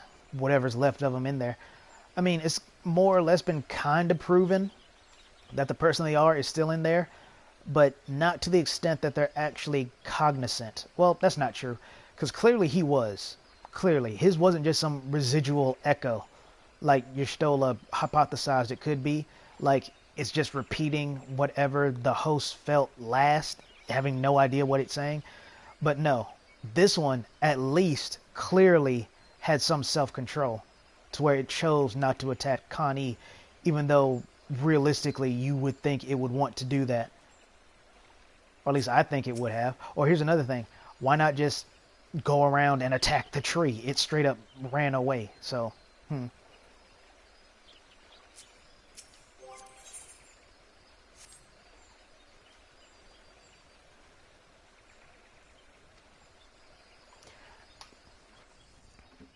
What an audience this will be.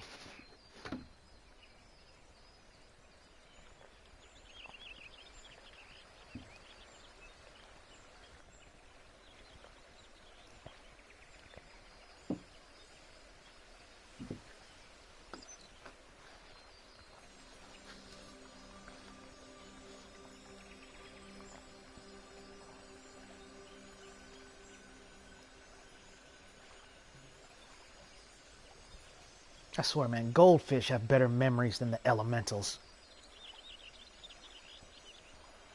Hell, I have better memory than the elementals. Now, if that's not an insult, I don't know what is.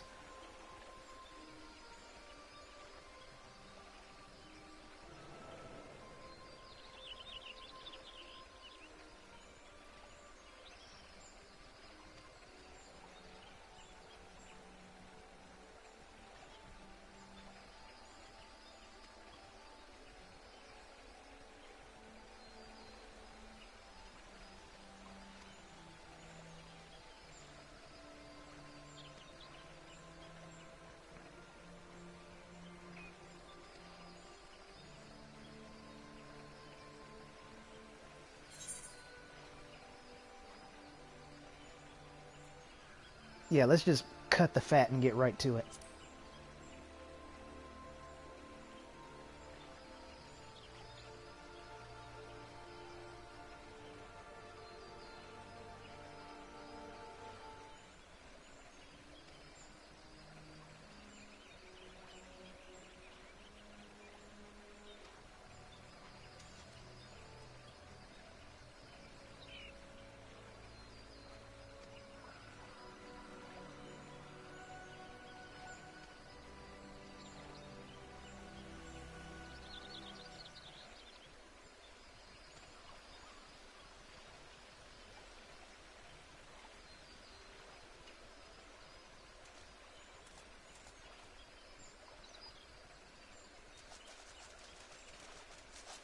This thing better have a good reason for straight up saying no.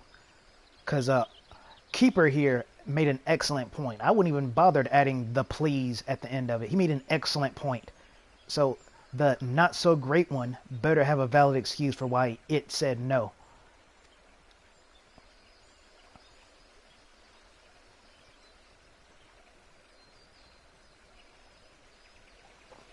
I kind of wish I had said that earlier because, god dang it, because I was going to say that again where he was like, oh, you know, we're being besieged, not him, but the dude with the hat, besieged by some killer beast, blah, what was us?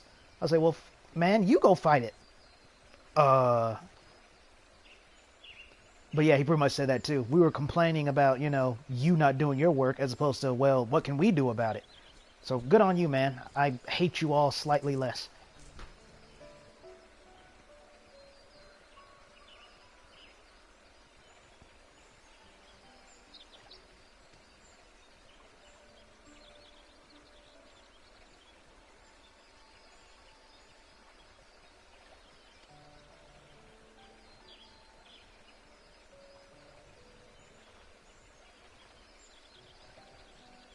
Yeah, exactly. You might have made the most best point, beside Keeper, of course. We both want the same thing. We want to save the forest, so why won't you help?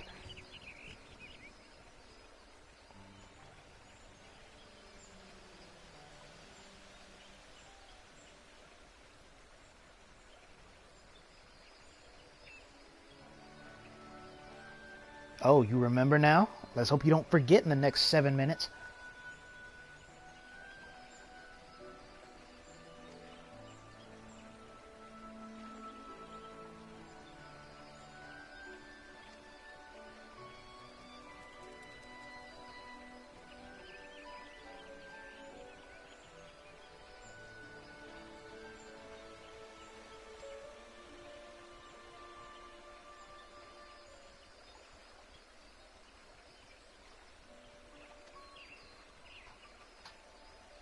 Really? That's all it took? Stroking the ego?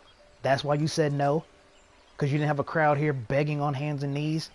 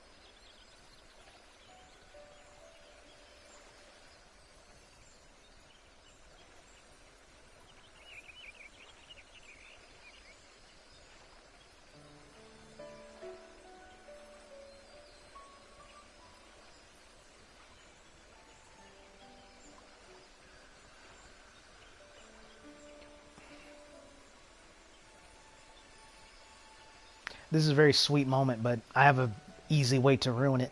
Essentially, this is a kick in the balls, because remember why all this started. If Hooded Man...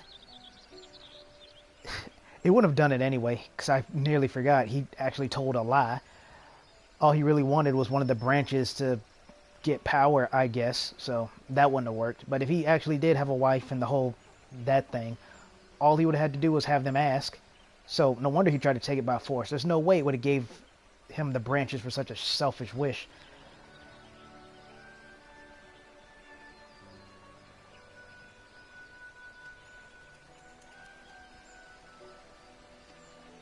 Yeah, good luck tracking those down.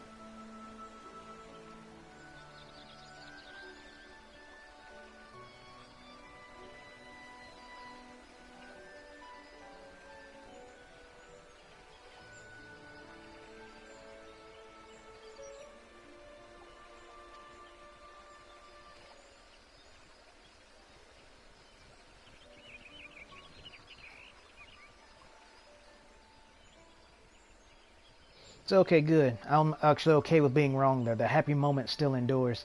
It just made me think that if the dude was actually, you know, had the pregnant wife and stuff, all he would have to do was ask. But we don't live in a world of what ifs. It was a lie, so that's a no-go. Obviously, he just wanted the branches because reasons, which wasn't good enough. I'm still not okay with how they treated the child, though, and despite having every right to hate the elementals even more than I do, he chose not to, and still try to live out his own life in a different way, just to have that taken from him as well. Granted, by the way the story went, it seems like he was infatuated with a woman that was already sickly, you know, someone with a compromised immune system. So you really can't bake a cake without expecting some of the eggs to break, you know. That's kind of something you just got to accept. Like, oh, you have a compromised immune system, so something like the common cold can kill you.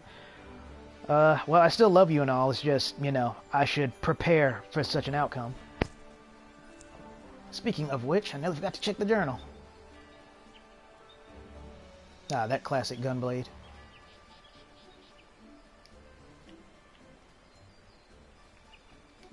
About to say, must be waiting for Zio to do something because I pressed the X button, but nothing happened. Let's see. I'm actually going to read this a bit more in depth just to make sure I understand this.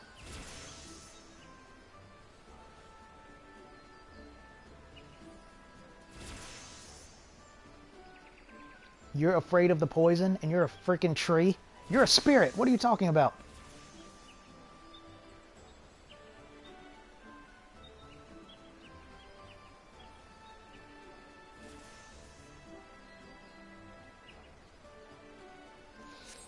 So I was right. Ego trip. That's all it took.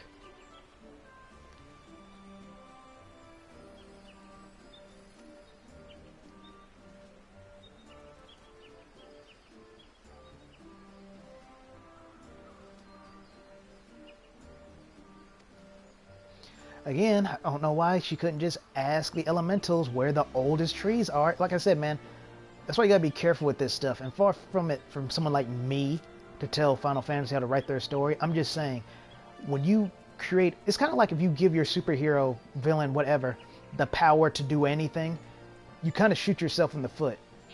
Let's take One Punch Man. His whole thing is beating people in one hit usually, but that's not his actual power. His actual power isn't, I hit you and you die. That's not his power. It's just he has overwhelming strength to where most things he hits dies in one hit. But every blue moon, there have been some that survive more than one. Sometimes survive uncountable blows from his punches. What's his name? Boris? Not Boris. Something like that. You know who I'm talking about. The one who invaded the Earth with that Armada. Well, not the Armada. It was just a big ship, but him. The one-eyed monster, dude. That thing. He was able to take more than one hit from One Punch Man, to the point I think One Punch Man had to use a serious punch on him to kill him. So, yeah, that's not his power, to just one-shot everything. I said all that to say One Punch Man doesn't shoot itself in the foot by making Saitama so strong, because that's not his power. But when you do something like the 12s would with the elementals and you can commune with them, why go through the trouble of going through all the records when you can just ask them, hey, where the oldest trees are so we can get this plan to save everyone's asses, including your own? That's just the point I'm trying to make.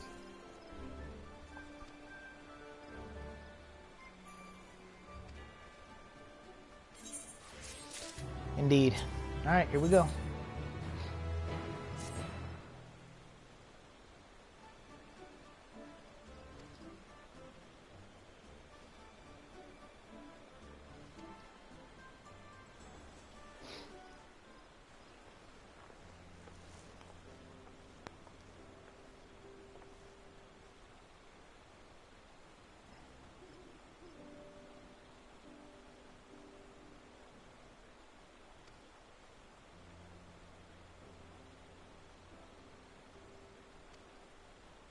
Yeah, Glyphnir can't attack all of them at once.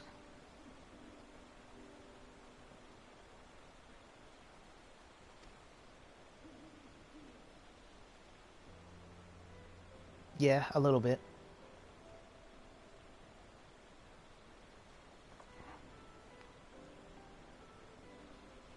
I think you're reading into it a bit much, but I agree. I don't think that's why it was talking that way, though.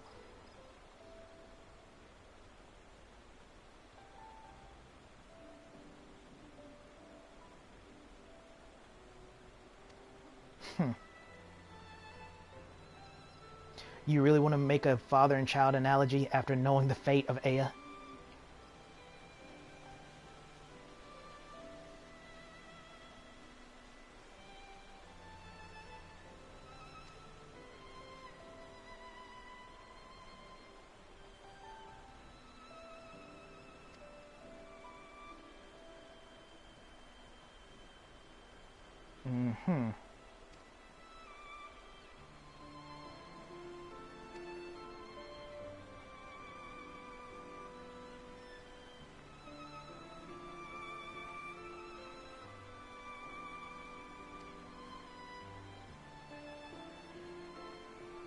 Everlasting peace.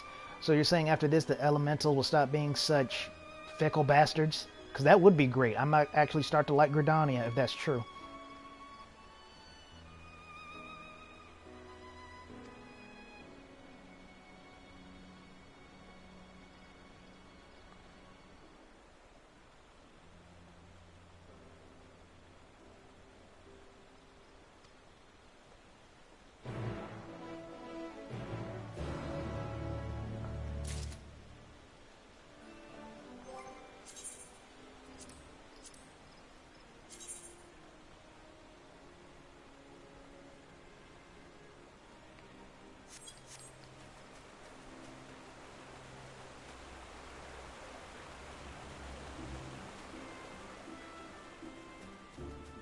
Oh, yeah. I probably shouldn't... Well, nah. Maybe I'll save it.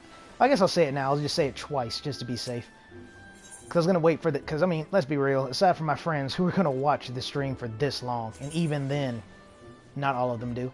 Fair enough. So I'll say it now for you brave souls out there that actually managed to make it this far. Let's see, where are you? Oh.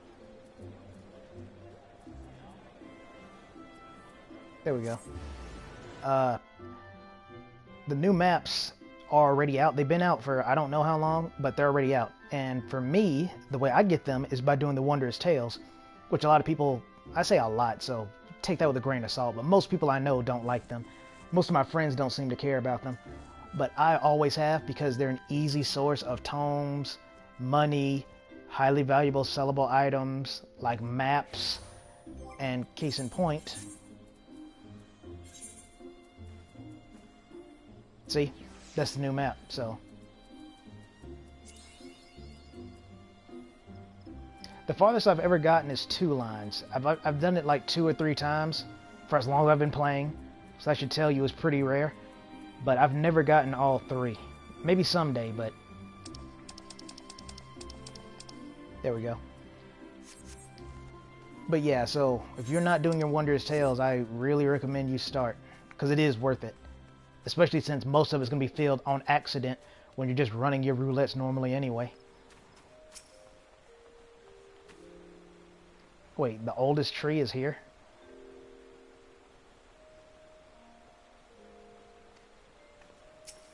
I don't know about that. I'm pretty sure like the giant ladybugs and squirrels will still be out and about.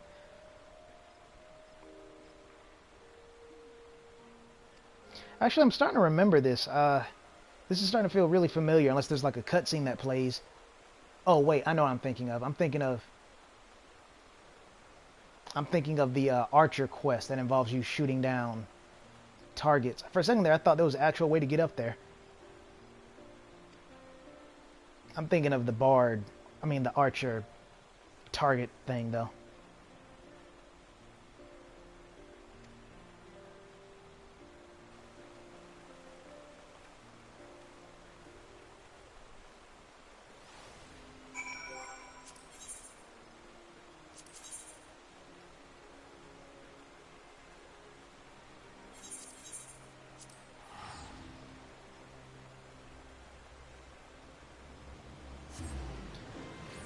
I'm not too worried about Zeo dying unless they're like instant kill mechanics. And as a tank main, more or less, because again, Reaper is really winning me over because it feels good. Because usually when I need to take a break from tanking, I play a DPS, obviously. And Reaper is definitely a fun DPS, so, you know, very nice. But, yeah, it does get really annoying how it's like the game acknowledges that if you're a tank, and especially a good tank, that's not me tooting my own horn, by the way. I just literally mean tanks have what I call tank privilege, to where you can get away with having like vulnerability times 6 before it actually becomes an issue for you. So combined with that, in conjunction with being an actual good tank, as in avoiding unnecessary damage, using your cooldowns, positionals, and by positionals I mean positioning the boss optimally so the DPS can keep up time, blah, blah, blah, blah, blah, then it's like the game acknowledges, you know, we got to get you with an instant kill. Otherwise, you're not going to die. I hate that. Because that's sometimes how I die as a tank. Is either I get knocked off the edge or I get hit by an instant kill move.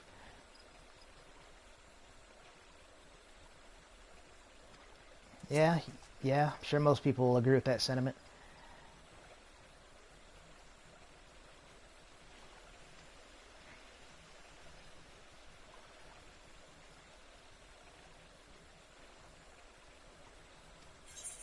That's a pretty epic line. One way or another, this ends today. Kind of wish we had some dramatic rain going on, but oh well. I'm also kind of disappointed in his form. The way they described him, I was hoping he'd be more like a unique raptor-esque looking wolf or something, because it was supposed to be really fast and really sneaky, and he's a giant white behemoth. So, whatever.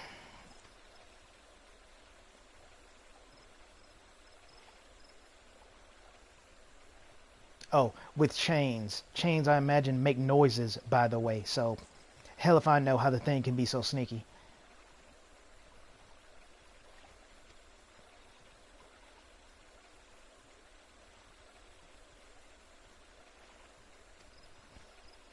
Oh, you best believe it. It would be nice if the elementals tipped in a hand, though, like they will when they want to hurt somebody.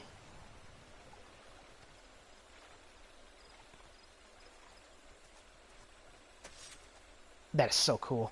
I'm loving that. I'm so glad they did that for all classes and not just Reaper.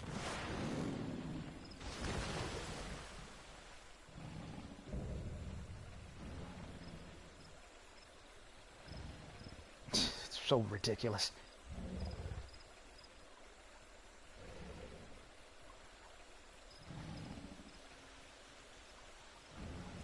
Obviously he doesn't, otherwise he would have killed you, but do go on.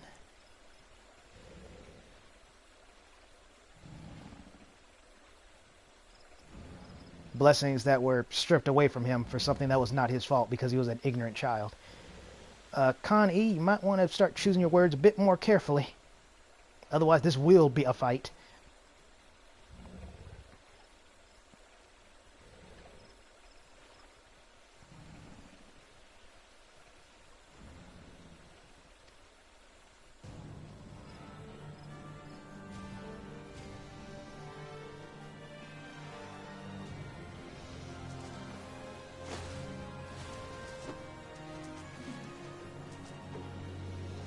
Why is that not the white mage battle pose? That was kind of sick. Oh, and I love this one. Every time I hear this song, I always think of Estinian and the Dragoon quest because it was the first time I heard this music. And it was my favorite quest in the game till it was replaced by Dark Knight, which is definitely the best story in the game, objectively. But we'll talk about that later.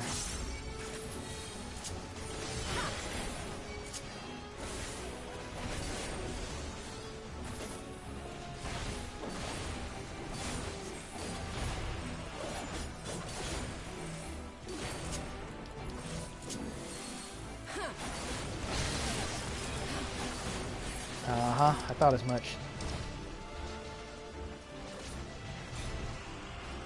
So it's basically like poison and paralysis? Oh, that sucks.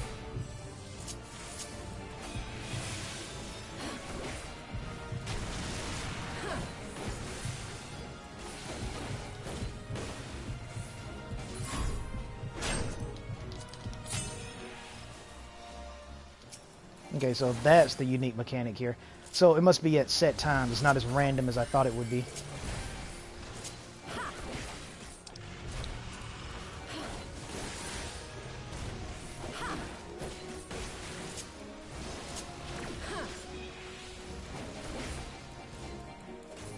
Mortal Crush? Yeah, that's a pretty good name.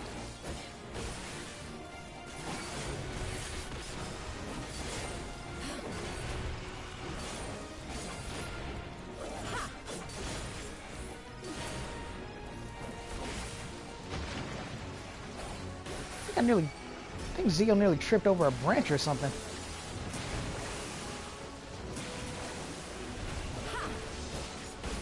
Oh, okay, I see what it was. It was this rock right here. He's doing it again. That's fine with me. That's basically a free hit. I mean, it doesn't really do any damage, but free hit in the sense that I'd rather him do that than something actually dangerous.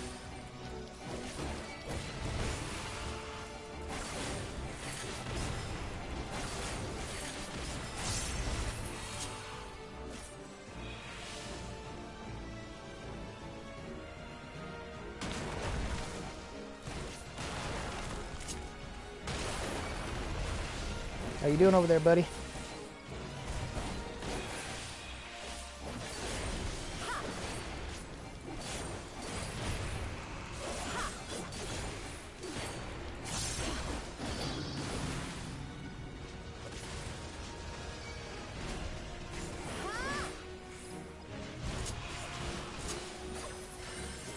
Oh, you're not getting any of them. Okay, I see. I thought, like, he might have got at least one.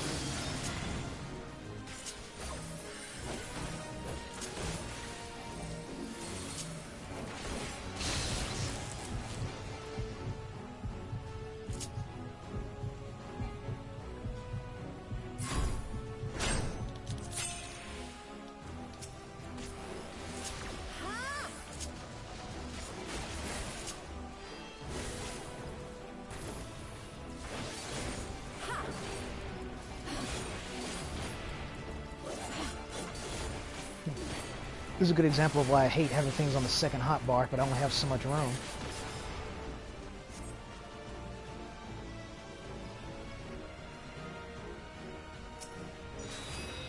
Alright, be careful out there, dude.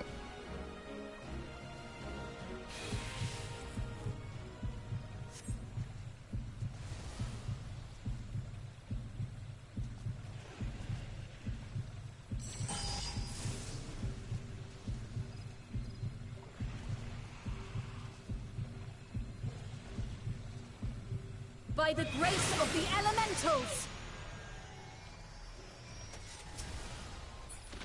Dang.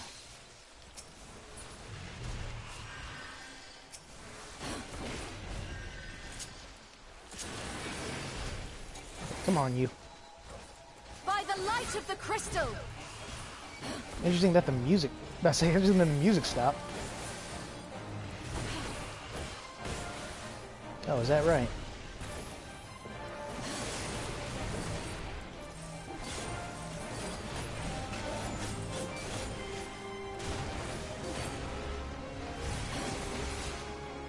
But yeah, because I keep forgetting about that move. Ordinarily, I never would, because I have it on the front one. But now that it's on the second one, I kind of forget that not necessarily that I have it, but to use it.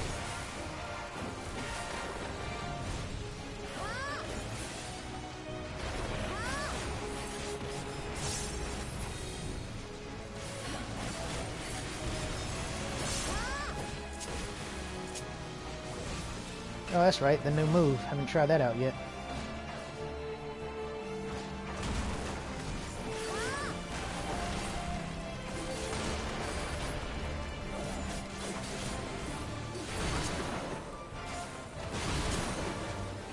Cool.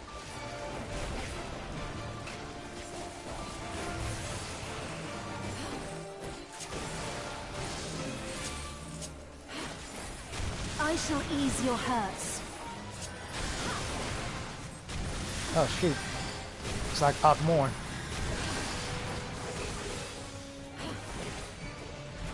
I love how, because of how signature that AoE is, most AoEs that do that now are just called, you know, Akmorns essentially. That's just how traumatic they are, I guess.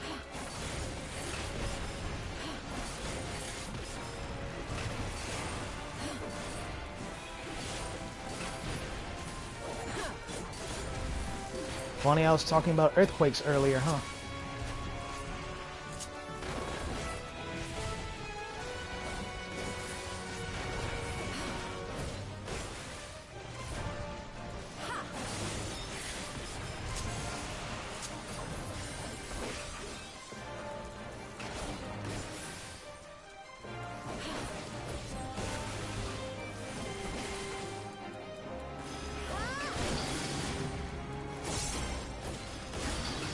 Oh, he's getting an attack up. I just noticed that.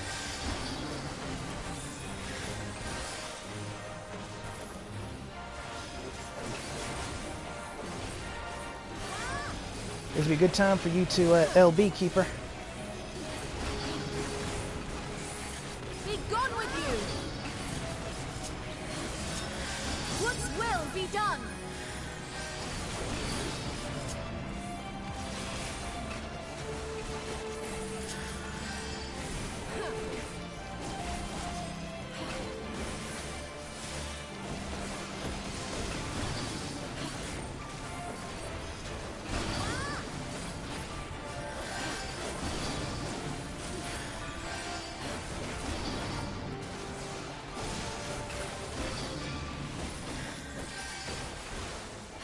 Classic. Got him with Burst Strike. And nice little flourish at the end. I told you, same thing that happened with Healer wouldn't happen there, because I actually know what I'm doing. I would like to say that's true for when I run DPS, but DPS aren't quite as resilient, so we'll have to see, but...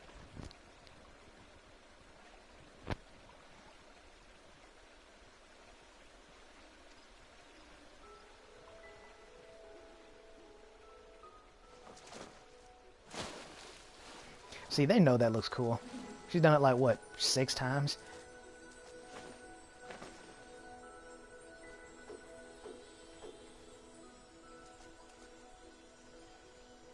It might be one of the healer limit, I'm guessing White Mage. Might be the White Mage LB3. I honestly don't know.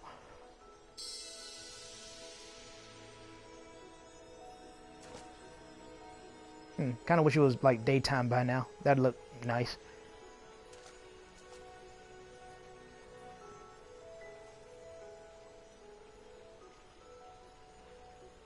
Now and always, I want you all to remember that.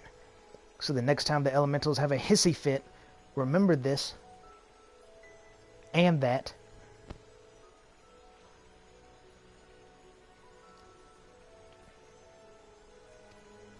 That is actually true. That's where the barrier was mostly from.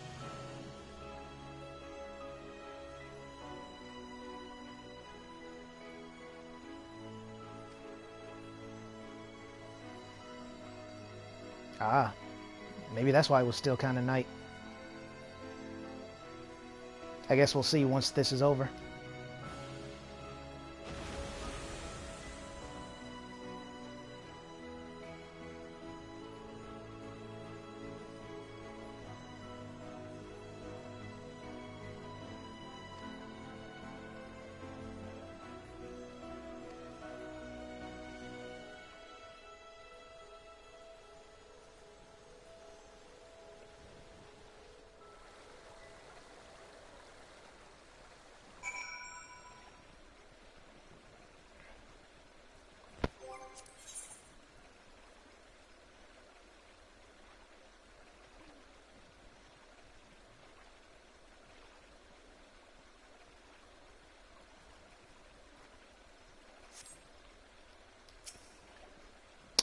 I tried to move the cruiser again, it didn't work.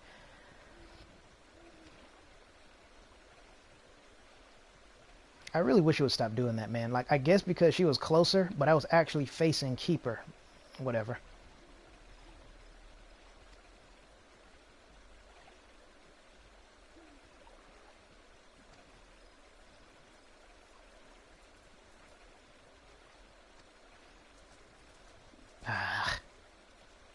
Alright, let's go.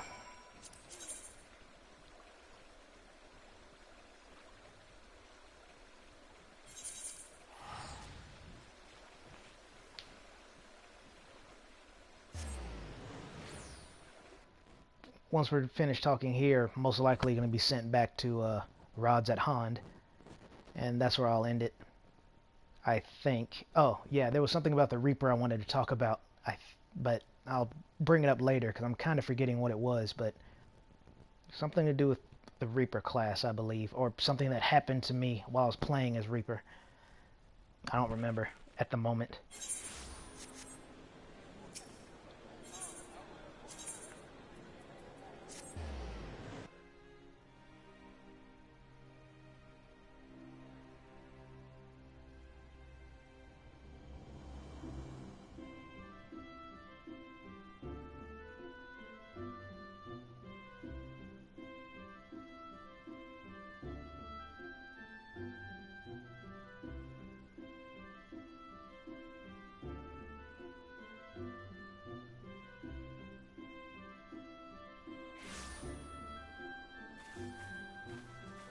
Well, there's my late Christmas gift to the elementals.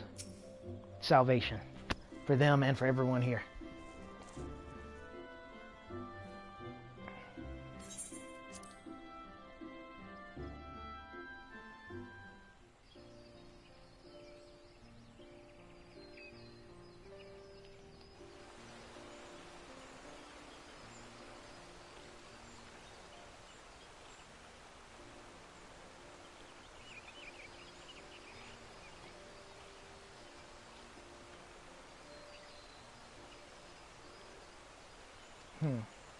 Right.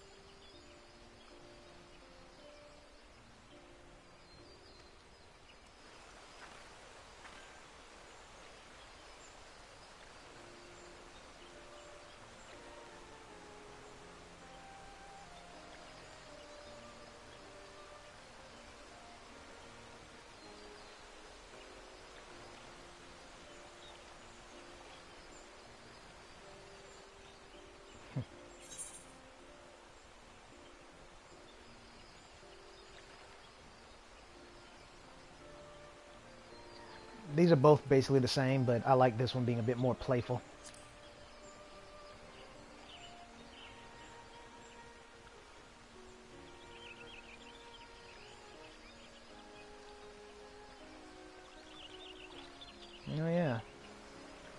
Man, that was ages ago.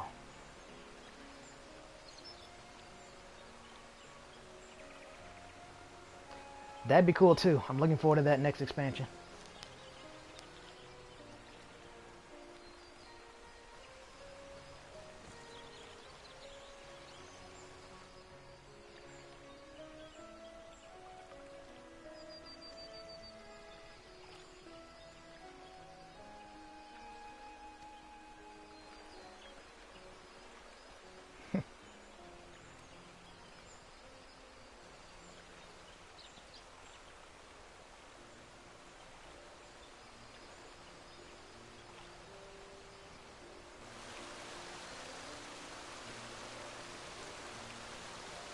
That was pretty good.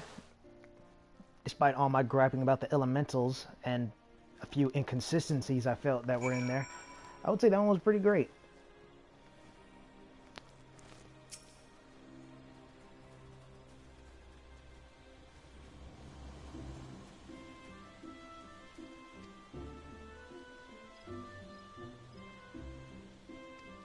Yeah, it was nice getting to know more about you too, Keeper.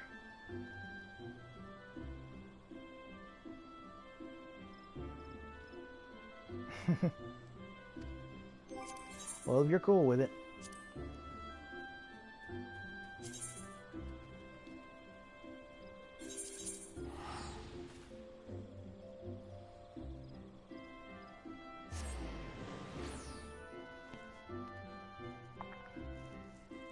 So yeah, just to wrap it up, because this is basically the end, I'm going to take a break. Cause I'm tempted either to do it later tonight or to hop back basically immediately, because I want my mentor rank back sooner rather than later, but I also need to take a rest. So I don't know, but it's definitely going to happen today. So what I'm thinking is I might just take a small break, then come back later. So shouldn't be too terribly long if everything goes the way I want it to.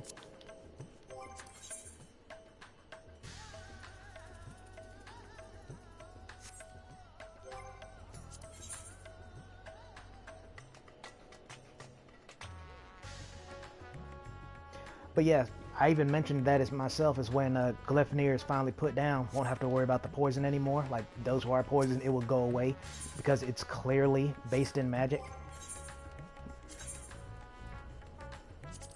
Oop, wait a minute, not done yet. I was kind of just getting ready to switch to Reaper, but still gotta turn the quest in. But yeah, because it's a supernatural creature, so of course it's affliction would also be supernatural. So much so that even, you know, magic, something supernatural, could not combat against it. So I was all but certain the cure wouldn't work. But I'm guessing, like they said, I'm pretty sure this is one of those subtle things I mentioned where it's fine to leave breadcrumbs, but don't just not say something and then blatantly say it later like it was there the entire time. I'm fairly certain they didn't do that for this. This being when they mentioned that Aya's wife was sickly, meaning she was always kind of sick. She had a weak immune system. So when she actually did catch, even though he said it like it happened recently. Then again, to be fair, the final days happened recently, so, but either way, I sincerely doubt he poisoned his own wife after turning into a blasphemy after she died. So yeah, I'm willing to say that one actually was the creeping death.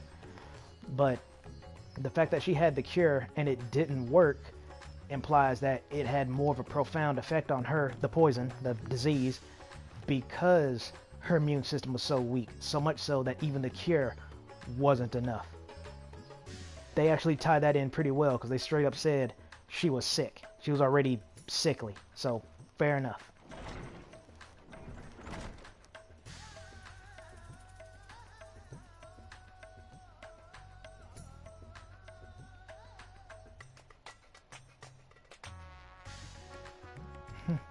Well, that's mostly for my rambling. You can't blame Zio for that.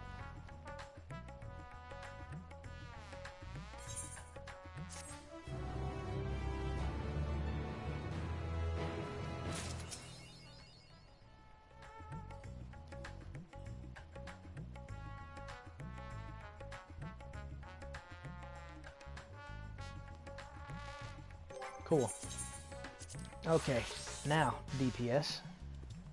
And he's right here. So yeah, next time when we resume this, we'll pick this up right here, knock this out of the park, and Zio can finally have her mentorship back. So, thank you all for tuning in, and see you around.